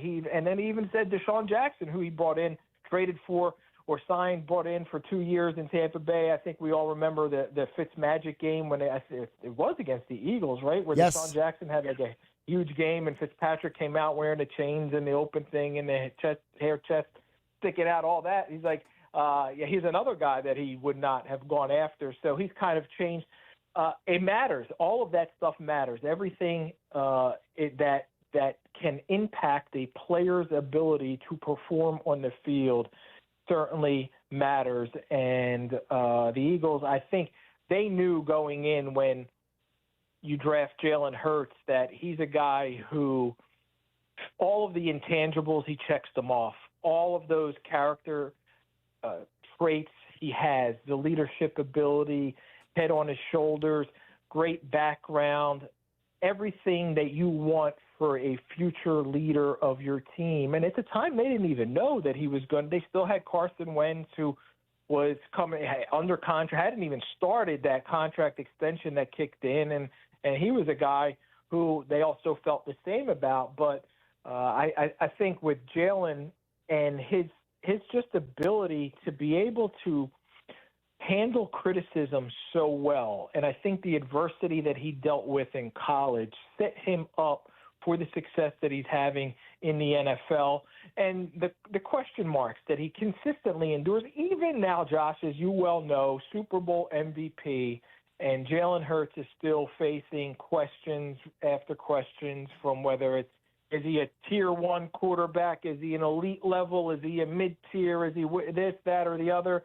And he just wants to go out there, continue winning games, continue earning Super Bowl rings, and do what he can do. It's interesting what Doug Peterson said about him. I think Doug's doing a interview tour, John Clark's podcast. He was on with Howard Eskin recently. I feel left out. I got to reach out to Doug and get him on Faith on the Field show soon. Well, I'll listen to you interview. I'm not going to listen to the other guy that you named because he's someone that a lot of people have a lot of bad views about. But anyway, back to the quarterback conversation. It's interesting you mentioned the tiers, Rob, because I had Mike Sando from The Athletic on yesterday because he does the QB tiers list. And when I asked him about, why do so many people not rank Hurts higher, in a lot of their voting, he came out overtly said, he said, listen, he said, some of these people, these executives, these coaches, these scouts, they don't value the winning. They don't value the team accomplishment as much in these rankings. So that's a guy, Mike Sando, he's been doing this for a long time with his QB tiers. He's overtly telling you, Rob, hey, there are people around the league that don't value winning. Which is crazy. Like, how do you not value winning? How do you not put a top priority on what is the most important thing? It's not about winning pretty. It's not about doing it as stylistically beautiful and aesthetically pleasing as you can. It's about getting the job done, and it's about going out there and getting W's. And Jalen Hurts has been able to do it at the collegiate level. He's been able to do it at the NFL level. And you look around and you see guys who put up numbers and have all kinds of stats that look great, and they don't accomplish anything quite close to what Jalen has been able to do. And there are guys who are just known winners. They find ways. Like, I remember Jim McMahon. He never had great numbers, but teammates rallied around him. He was about as tough as you can be. He'd run through literally a brick wall if he had to. He was a guy that you wanted out there leading your football team. He's just a winner. And Terry Bradshaw got 4 Super Bowls. Pittsburgh Steelers steel curtain defense was a big part of it. He had Lynn Swann, Franco Harris, Rocky Blyer at running back. Like, those were big pieces. But ultimately, when you're the quarterback and you have control of the game in your hands because of the snap 50, 60, 70 times, you can throw 6 picks and certainly cost your team a game. If you're a winner, you're not doing that. So I don't understand how people who look at those metrics or whatever they want to look at and don't prioritize being able to find ways to lead your team to victory as an important quality, characteristic, asset that a guy like Jalen Hurts and others have. It's mind-blowing to me. Talking with Rob Maaddi, covers the NFL for the Associated Press, NFL senior insider and writer. Joining us here, Josh Hennig filling in for Mike Gill on the Sports Bash on 97.3 ESPN. So, Rob, let's get a little bit more big picture, because obviously the Eagles are coming off of a Super Bowl championship. And, Jalen Hurts made the comment today that, winning a Super Bowl MVP, he says, how can he not acknowledge the fact that winning a championship and winning an MVP gives him more confidence, gives him more of an assurance that he can do this. Is it possible that we are going to see an Eagles team that is maybe going to be better in 2025 than maybe people are expecting? I would hope people have high expectations. I haven't checked the latest Super Bowl odds, but they got to be, if not 1, 2, or 3, right?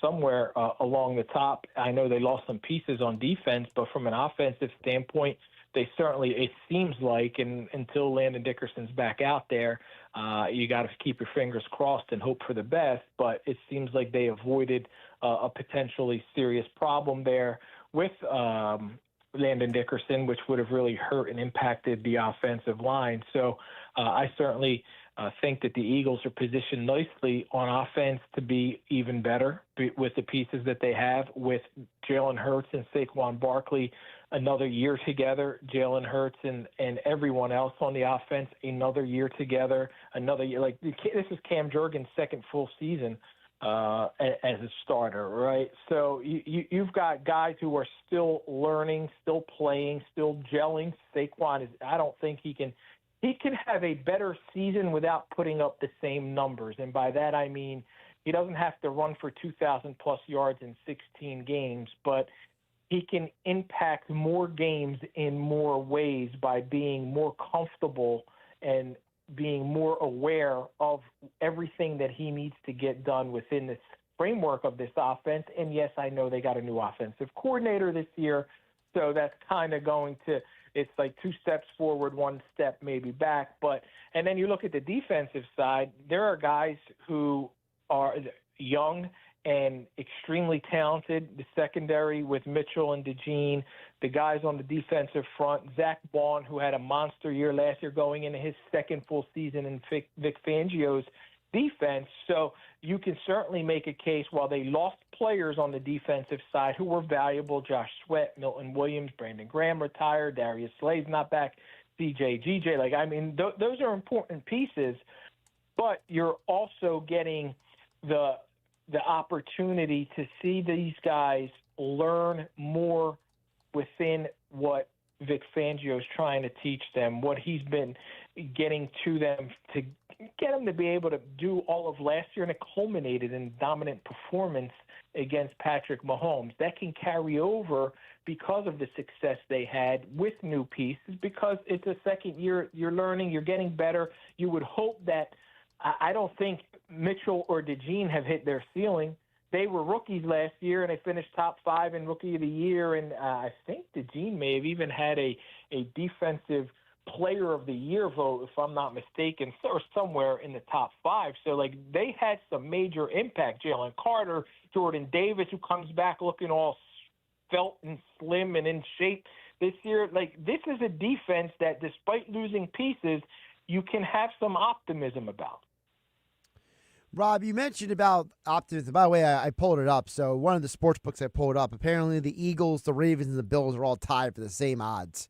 They're all plus 660. The Chiefs are plus 700 to win the next Super Bowl. So read into that what you will. But as we know, the odds makers, they're there to make money. They're not actually there to tell you what's always going to happen. Yeah. But what is interesting, though, is that I think the biggest news of the week, Rob, how it impacts the Eagles, and maybe it's impacting these current odds, Rob, is what's going on in Los Angeles. Because to me, I came into this year looking at the Rams, Rob, as potentially the biggest threat to the Eagles in the NFC.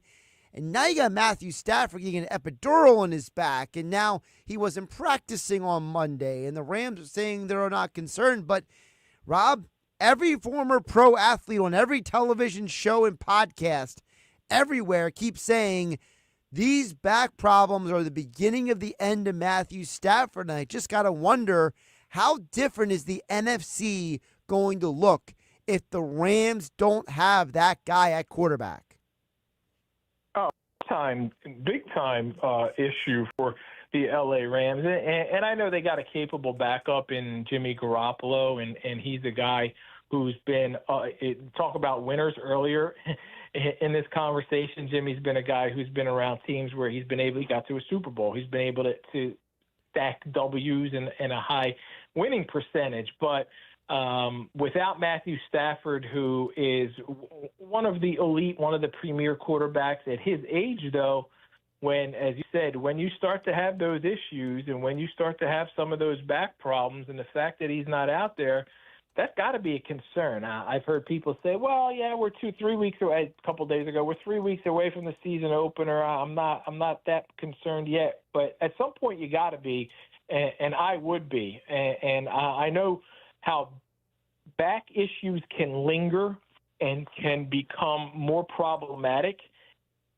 at any walk of life, let alone a quarterback who's got to take blindside shots and hits from 320-pound defensive linemen or blitzing linebackers or second safeties or whoever it may be.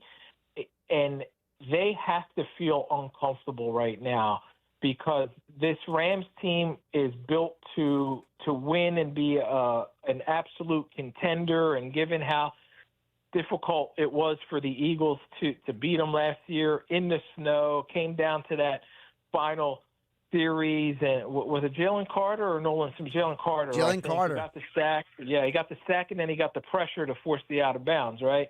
I mean, they were that close to knocking the Eagles off in the divisional round before we even get to the NFC Championship game. So, and that's all thanks to having Matthew Stafford, his leadership ability, his toughness, his skills, what he can do, command the huddle, throw the football, and with Devontae Adams there now, and they moved on from Cooper Kupp, like they thought that's an upgrade, and you got guys who are talented around him, playmakers around him. You take him off of that team, or he's sidelined for a significant amount of time. You certainly don't have to worry about the Rams being a Super Bowl contender. It's rare where you have a Nick Foles step into the lineup and lead a team to a Super Bowl. That's extremely rare. And as much as I feel like Jimmy G is talented and capable, it changes the whole complexion of the LA Rams offense. Although I do have an individual who's trying to argue with me today that Jalen Hurts and Jimmy Garoppolo are almost the same player. So I don't know if I want to give Jimmy G too much credit here today, Rob. Does that person watch football? I mean, here's the thing with Jalen. People just look at the passing numbers and completely discount that yards rushing and touchdowns on the ground count. And I don't care that half of them are push touchdowns. Like, it counts. It's on your stats. You get in the end zone. You run for first downs. You bust for 15 yards or 14 yards on a 3rd and 12, and suddenly you keep the team and your offense on the field. Jimmy G ain't doing that. Jalen is. So if the Rams are not going to be all they can be in 2025, who is the biggest threat to the Eagles at the top of the NFC mountain? I like the Washington Commanders. I like what they were able to do in the offseason. Consul, I think, is a big addition. Debo's a big addition. Of course, they got to get Terry McLaurin happy and satisfied. We've seen year 2 quarterbacks take big leaps, and I think Jaden Daniels is a guy who can do that in year 2. So I think it's going to be an extremely competitive NFC East with the Eagles and the Commanders. The Lions are a team that fell short last year of expectations after a franchise record-setting 15-win season. I think if they got Aiden Hutchinson back, which certainly changes their defense big time. He was on the way. He was having a monster season before he went down. They added some pieces, too, on that defense. So I think the Lions are certainly going to be there. And outside of the Lions and Washington, if you want to look at teams that can be sleepers, the Buccaneers, because they've had the Eagles number, and they're in a tough division, a tougher division than the NFC South has been. But I think they're a team that just loves flying under the radar, loves playing that nobody gives us an opportunity or thinks we can do anything. You know, by the way, they've won 4 straight division titles. Division hasn't been awesome the past 2 years, but they get there. They were close to beating Washington last year and fell a play or two short here or there.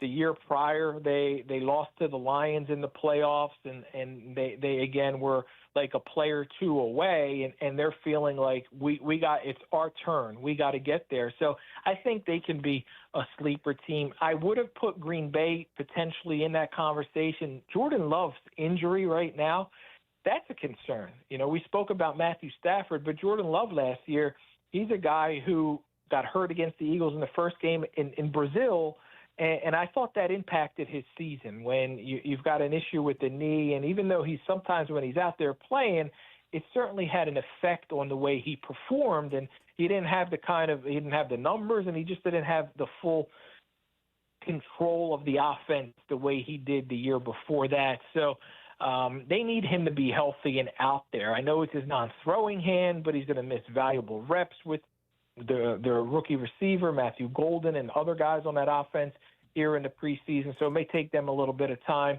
The Vikings are our team last year who looked great up until the final two. So you got to think that they're contenders. Dallas is such a soap opera that I would say I don't take them seriously, but they have enough talent. And if they can figure out this Micah Parsons situation, if Jerry would just put his ego aside, make it work, make it happen. I don't know what the holdup is. They all agree that he should be the highest paid defensive player in history. Get it done. They've got enough talent where they can be an annoyance, a hindrance. So it's a competitive NFC. I still think, and I'm a couple of weeks away from making my predictions, I still think the Eagles are the team to beat. They're the team to beat in the NFC East. They're the team in the NFC. They're the team in the NFL, because to be the man, you got to beat the man, and they're the champion. But it's going to be a difficult stretch, and the schedule's hard, so it's going to be a tough haul for the Eagles to repeat. He's Rob Maaddi, senior NFL insider and writer for the Associated Press. He joined us right here on the Sports Bash. Josh Hennig filling in for Mike Gill on 97.3 ESPN, at Rob Maaddi on the Twitter X platform. And, of course, he's also the host of Faith on the Field, heard Saturday and Sunday mornings right here on 97.3 ESPN. Rob, always appreciate making the time. Great stuff. Thank you, man. Appreciate you. Keep up the great work, Josh.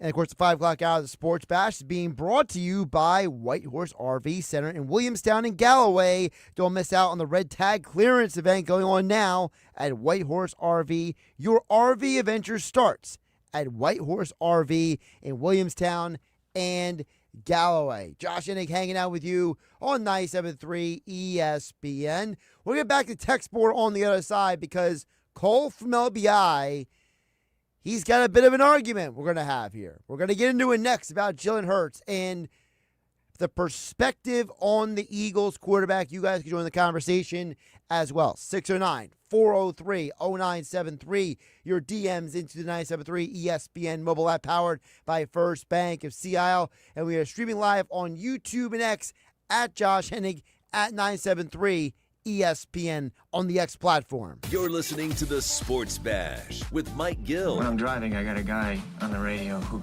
talks to me. I can't see him, but he talks to me. On 97.3 ESPN. Celebrate the final month of our construction reduction sales event at Matt Black Kia with 0 down, 0% financing, and 0 payments for 90 days. That's right, 0% APR for 48 months on every clearly marked Kia in stock, with 0 down and no payments for 90 days. Plus, get up to $3,000 over book value for your trade with the purchase of any new Kia. Stuck in a loan or lease? Matt Black Kia wants to get you released. If you have a job clearing $450 a week, and we want to get you approved today. And with our 4-day love it or leave it return policy, you simply can't make a mistake at mattblackkia.com. It's gotta be a Matt Black Kia. Call 215-703-8526 for details. Ready to order? Yes. We're earning unlimited 3% cash back on dining and entertainment with a Capital One Saver card. So let's just get one of everything. Everything? Fire everything. The Capital One Saver card is at table 27, and they're earning unlimited 3% cash back. Yes, Chef!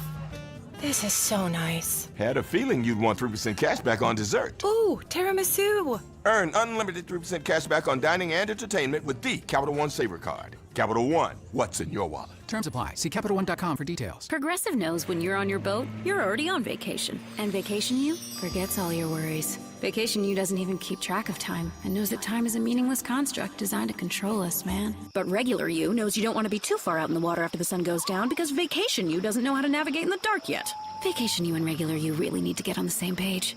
So bundle your boat with your home or auto policy and earn an automatic discount from Progressive.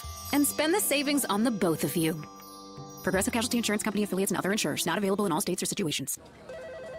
Comcast Business High Five Hotline. What's the state of your excitement? I signed my business up for the 5-year price lock guarantee, and I can't stop high-fiving people. High five! Okay, deep breath.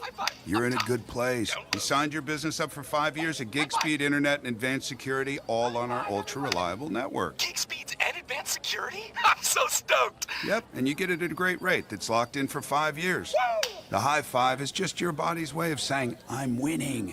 So this is natural. High-fiving everyone you see in a state of business savings enthusiasm, totally natural. Sweet! Thank you! Thank you! High five, everybody! High five!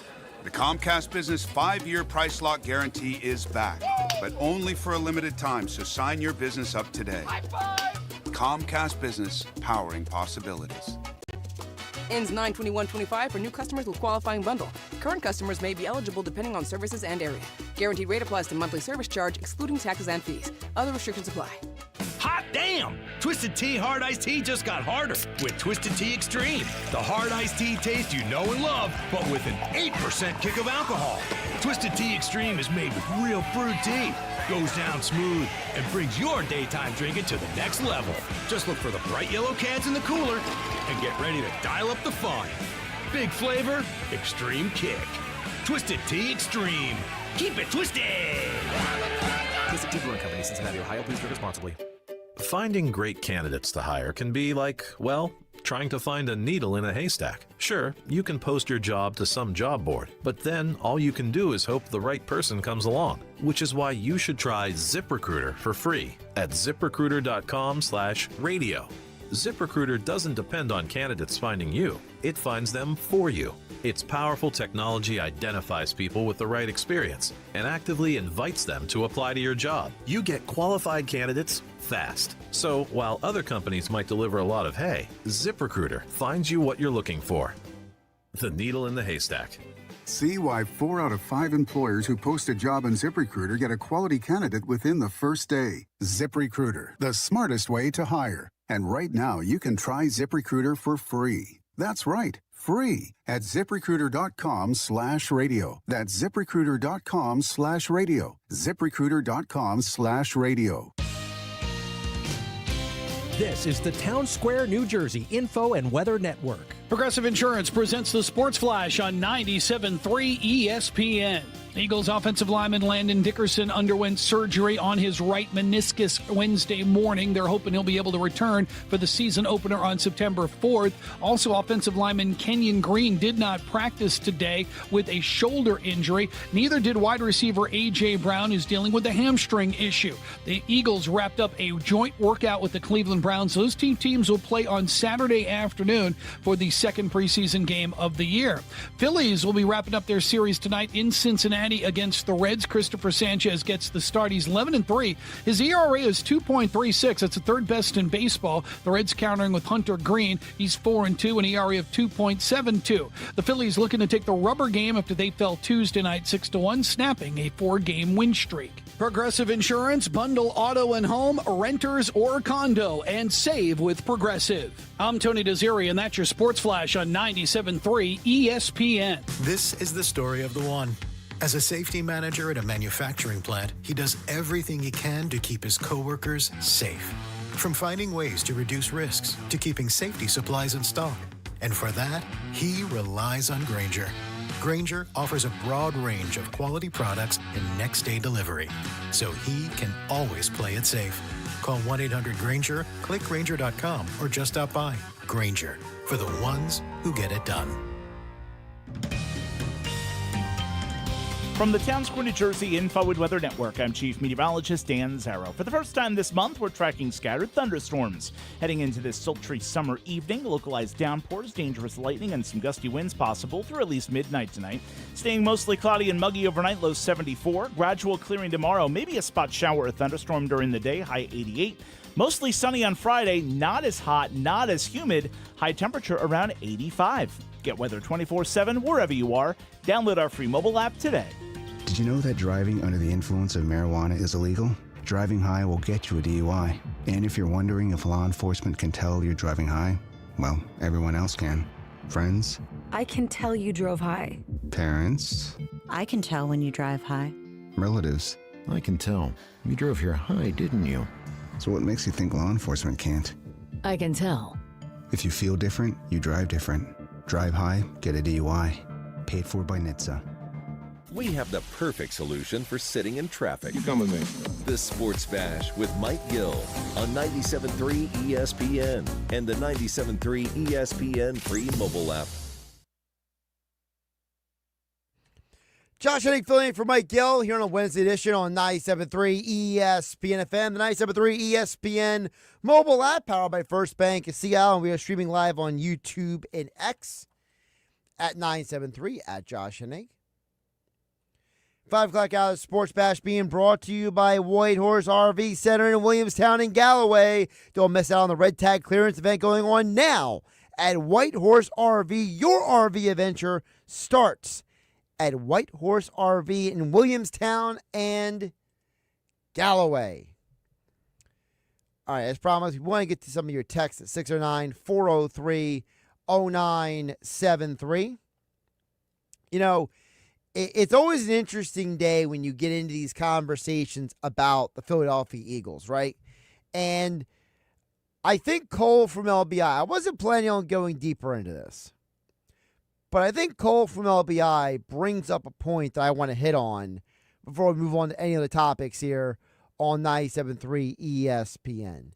Because I think it's very, very obvious that, you know, so much in life is about perspective, right? So much in life is about, you know, if anybody, and listen, your perspective is everything, right? You know, you can have two people who listen to somebody on the radio, for example, like myself or Mike Gill or Billy Schweim or Nick Earnshaw, and one person could be like, I love that guy. The other person, I hate that guy. So I totally am aware that, you know, perspective is everything. And, you know, it goes back to, you know, if anybody ever knows, if you ever took a psychology or sociology class in college, right, you might have heard the story of the blind man and the elephant. You know, you sent 5 blind men to go to an elephant and walk, you know, describe it, and then they all come back and they're describing the different parts of the elephant, but they're not actually describing the whole elephant because their perspective is, it's limited. They only know what's right and what they can feel. They actually can't see the elephant. So I think sometimes when it comes to these conversations, we just got to remember that no one's ever going to fully agree on this stuff, but it's a fun conversation to have, and that's where Cole from LBI kind of ignites the fire of the next layer of this at 609-403-0973. Cole from LBI says, the Jalen Hurts arguments are exhausting. He is a good quarterback, but he has the best team surrounding him ever last year. He says, how many teams have had a top 3 defense, the best offensive line, 2 top 20 receivers, a top-tier tight end, the best running back in the league? I don't know what's so hard to understand, says Cole from LBI. Now, Cole goes on to say some other things. But the problem with Cole's synopsis is he's ignoring 2 elements of these arguments, these debates, these conversations.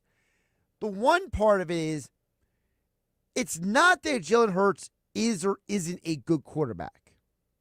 Because at the end of the day, nobody wins a championship on a bad team.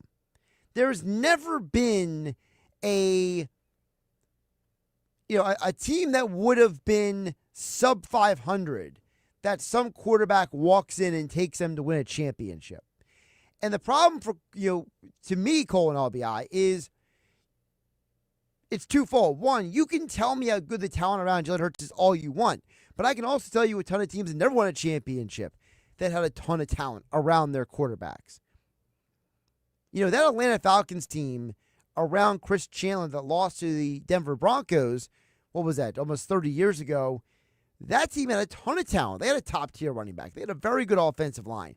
They had a very underrated defense. They had top weapons and players around Chris Chandler. There are other teams over the years, right, who have had tons of talent on their team. The Seattle Seahawks 20 years ago, that team that lost to the Colts, right? You talk about, or did they lose to the Steelers? No. The Bears lost to the Colts. The Seahawks lost to the Steelers. But either way, that Seahawks team with Matt Hasselbeck and Sean Alexander, that was an extremely talented football team. The problem is that history only remembers the winners. We don't remember the losers. And so we don't acknowledge the fact that what makes Jalen Hurts who he is and so special is that he was able to take all the pieces handed to him and win a championship. Listen, Randall Cunningham took the 98 Vikings to the NFC Championship game. The next year, he got injured, and Jeff George took over the same gig. Vikings were nowhere as good of a team. Does that mean Jeff George is a bum and Randall Cunningham is an amazing quarterback? Well, it's part of the conversation, and that's what we're saying about Jalen Hurts. Not every quarterback, if you took them and put them on the Eagles roster, would be able to have the same level of success. That's part one of the conversation. Part two is Colin LBI. I can name you a ton of teams that have had a top 3 to 5 defense, that had arguably the best offensive line in football, that had 2 top-tier wide receivers, that had a top-tier tight end, that had arguably the best running back in the league, and that quarterback won a championship. How about Troy Aikman with the 90s Cowboys? Terry Bradshaw and Roger Staubach in the 1970s with the Steelers and Cowboys, respectively. Joe Montana, 49ers, 1980s. John Elway, late 90s, back-to-back championship with the Broncos. But there's recency bias in that question call from LBI, because what you're doing is you are creating a narrative. And whether you're creating it or you heard somebody else create it, it doesn't matter. The reality is that there is a narrative out there that Jalen Hurts is only successful because of the talent around him. Yet, you can't name a quarterback that won with a bottom 10 defense a championship, with a bad offensive line. Listen, the reason why Pat Mahomes has lost 2 Super Bowl championships is when his teams faced elite defenses and he did not have a good enough offensive line in front of him, his teams lost in the biggest game of the year. Doesn't mean Mahomes stinks. Doesn't mean Mahomes is a bad quarterback. It just means that Mahomes, like every other quarterback, is amplified by the talent you put around him.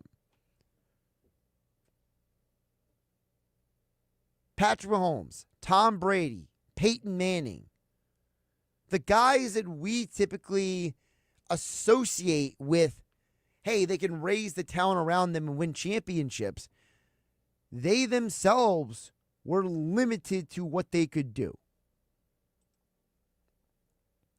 So there are tons of teams that win championships. There are tons of teams that have quarterbacks who are Hall of Famers.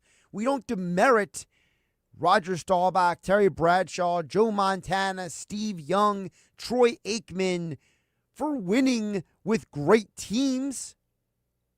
Do we demerit Tom Brady because he won championships with Bill Belichick? Or with great defenses? Or with Rob Gronkowski? No, we don't. It's silliness. So why do we keep doing it for Jalen Hurts? Well, it goes back to another comment on the text board at 609-403-0973, where a texter says, Jalen Hurts, in spite of all of his successes, the sports media seems to be in full denial. It's almost like if you're talking about a president, and that's the problem. The texter didn't leave their name. I wish they would have given them credit for it. It's a great point, because people define success differently. Again, you put 3 people at the bar arguing sports, they're all going to have a different take sometimes. Why? Because when you add in variables, when you can contort an argument to your point of view with stats and perspectives and angles, when there is no common ground to measure achievement, there will always be logical and illogical debates about quarterbacks and world history for that matter. The reality is that you can say 2 things are simultaneously true about a lot of people. if we're going to use the presidential analogy, I'm reading a biography right now about Theodore Roosevelt. And for as great of a president as he was, for as incredibly insightful and how much of a visionary he was, and how he foresaw numerous things happening in the world, and he was right about so many things. He was so much ahead of his time. The man was self-righteous. He was egotistical. He felt a very intense desire for affirmation, to be told how smart he was and how right he was. And he was a bit pompous, but he was incredibly intelligent. He was incredibly insightful. He fought for so many important things in our world that would have changed the course of history if he didn't fight for those things. If he wasn't president, how different U.S. history would be. But I can simultaneously say he's a great president and he was a self-righteous idiot at times. So it doesn't mean it's one or the other. You can say Jalen Hurts is a great quarterback and also say, man, he played on a great team that won a championship. You don't have to separate them. I think that's the problem with these debates. But thank you, Cole from RBI, for throwing that into the ring. Another text coming in at 609-403-0973. Didn't leave their names, so we'll call them Anonymous. Anonymous says there was a Chargers team 20 years ago that had LaDainian Tomlinson, Sean Merriman, had the number one offense, number one defense, didn't even make the playoffs. Do their special teams? See, I don't remember that point. I got to double check that. I remember the team that went, I think they were either 13-3 or 14-2 with the Chargers that never won a championship. Let me look it up real quick. But there was a Chargers team. It was the final year of Marty Morningweg. Not Marty Morningweg. Marty Schottenheimer. That was the wrong Marty, Josh. Holy Toledo. Someone, that was a bad job by me. So the 14-2 Chargers, they lost in the first round, the divisional round, I should say, to the New England Patriots. That 14-2 team, they had the number one offense in the league. They were the number 5 defense overall in the league. They were, let me pull it up here. Was it the Sean Merriman team here? I think it was. Yeah, because LT won the MVP that year, so he was the best running back. But where is the defense? I believe that was Sean Merriman's rookie year. Yeah, Merriman, his rookie year. Wow, Sean Phillips, I remember him. He had 11.5 sacks that year. Man, so they were third in the NFL in sacks that year. So they had a top 5 defense, a number 1 offense. They had the number 1 running back. They had, who else did they have? Was that Antonio Gates on that team? Yeah, they had a top-tier tight end, Antonio Gates. And they lost in the first round. To who? Oh, that's right, that guy, the Patriots, 24-21. Phillip Rivers could never win a championship. But yet they always came up short. Now, the texter is saying the 2010 Chargers. See, I remember the 14-2 Chargers because that team was great and couldn't get anywhere. He's saying 2010. Well, the 2010 Chargers were 9-7. The number 2 offense, they were top 10 defense, not a top 5 defense. Let me see here. Yeah, they didn't even make the playoffs. See, now we're going too deep into the weeds here. Yeah, Rivers had an amazing year. Yeah, but that was the year that Tolbert and Ryan Matthews. That's not a great analogy, Texter. I think a 2006 Chargers kind of fit our analogy more, where you can have this amazing super team and never even reach the Super Bowl. That's what I'm more talking about, Texter. And that is a team like the 06 Chargers. 2010 didn't have LaDainian Tomlinson. But the 06 Chargers, LT was league MVP. Sean Merriman was a monster. They had a top 5 defense, the number 2 offense in the league, 14-2, and they didn't get to the Super Bowl. Having talent around you is just not good enough. It's just not enough in the grand scheme of things. You know who else? I got to look up the other team. There was a Chiefs team years ago that had like a monster season, and they never made a deep playoff run. Let me see here. I got to find it really quick. Just give me 1 second, folks. Josh Hennig filling in for Mike Gill on 97.3 ESPN. There was a Chiefs team that had like this crazy great season, and they didn't go anywhere in the postseason. Yeah, so the 2003 Chiefs, they went 13-3. They had the number one offense in the league. They had a top 10 defense in terms of quarterback pressures and in terms of passing defense. Their run defense apparently was horrible that year. But their passing defense and their sacks and their quarterback hurries, they were among one of the best. That year, Trent Green, over 4,000 passing yards for Trent Green. That was the Priest Holmes year, right? Yeah, he led the league with 27 touchdowns. Best running back in football, right? Who led them in sacks that year? I'm a little curious now. But I remember there was that Chiefs team. Okay, that was Vonnie Holiday. Oh, my goodness, we're going way back now. But yes, that Chiefs team, they lost in the division round to the Colts. So having talent is not enough. And I think that this argument that we keep saying, well, Jalen Hurts has all this great team around him. Well, it doesn't matter how much talent you have.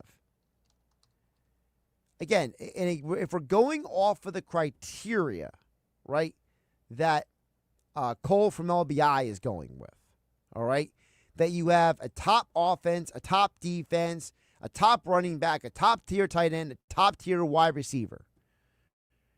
I think that's kind of more what the argument is. And I get it. The 2010, people are so texting about the 2010 Chargers. Stop with the 2010 Chargers. That's not the point we're trying to make here. It's a point, okay?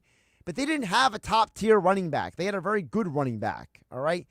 I'm assuming that Gates was still on that team. So you would have had a top-tier tight end. But it's the idea that, yes, you can even have a great team and you don't even make the postseason, all right? At least in terms of talent. Okay? The larger point is we got to stop treating Jalen Hurts like him having talent around him demerits or is a negative against him. Because at the end of the day, you have to have talent to win championships. If you don't have talent, it doesn't matter. All right. Get the more text on the other side. Keep them coming in. 609-403-0973. Josh Hennig hanging out with you in the Ocean Casino Resort Studios. Don't forget the Sports Bash with Mike Gill, broadcasting live every Monday from the Gallery Bar Booking Games inside Ocean Casino Resort in Atlantic City.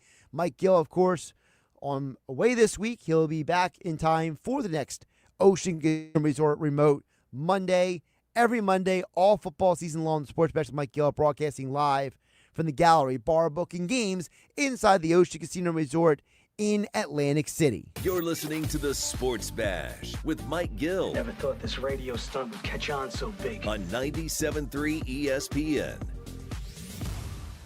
For the entire month of August, power up your weekends with the Red Tag Clearance Event at Whitehorse RV Center. Take advantage and score bottom dollar pricing on travel trailers, fifth wheels, and motorhomes. Whitehorse RV has them all in stock. These vehicles are perfect for tailgating, road trips, and getting away on your terms. There's no games at Whitehorse RV and no pressure. Just real savings on RVs built for freedom and fun. Don't wait. These Red Tag deals won't last. 2 locations to serve you in Williamstown and Galloway. Whitehorse RV Center. Your RV adventure starts here. Hi, I'm Michael from the Warren Treaty. You know the jingle. Now discover the facts about Ozempic, a GLP-1. Only Novo Nordisk makes FDA-approved Ozempic. Learn about the real thing. Talk to your healthcare professional today. Call 1-833-OZEMPIC or visit Ozempic.com to view the medication guide and to learn more about Ozempic, semaglutide injection 0.5 milligrams.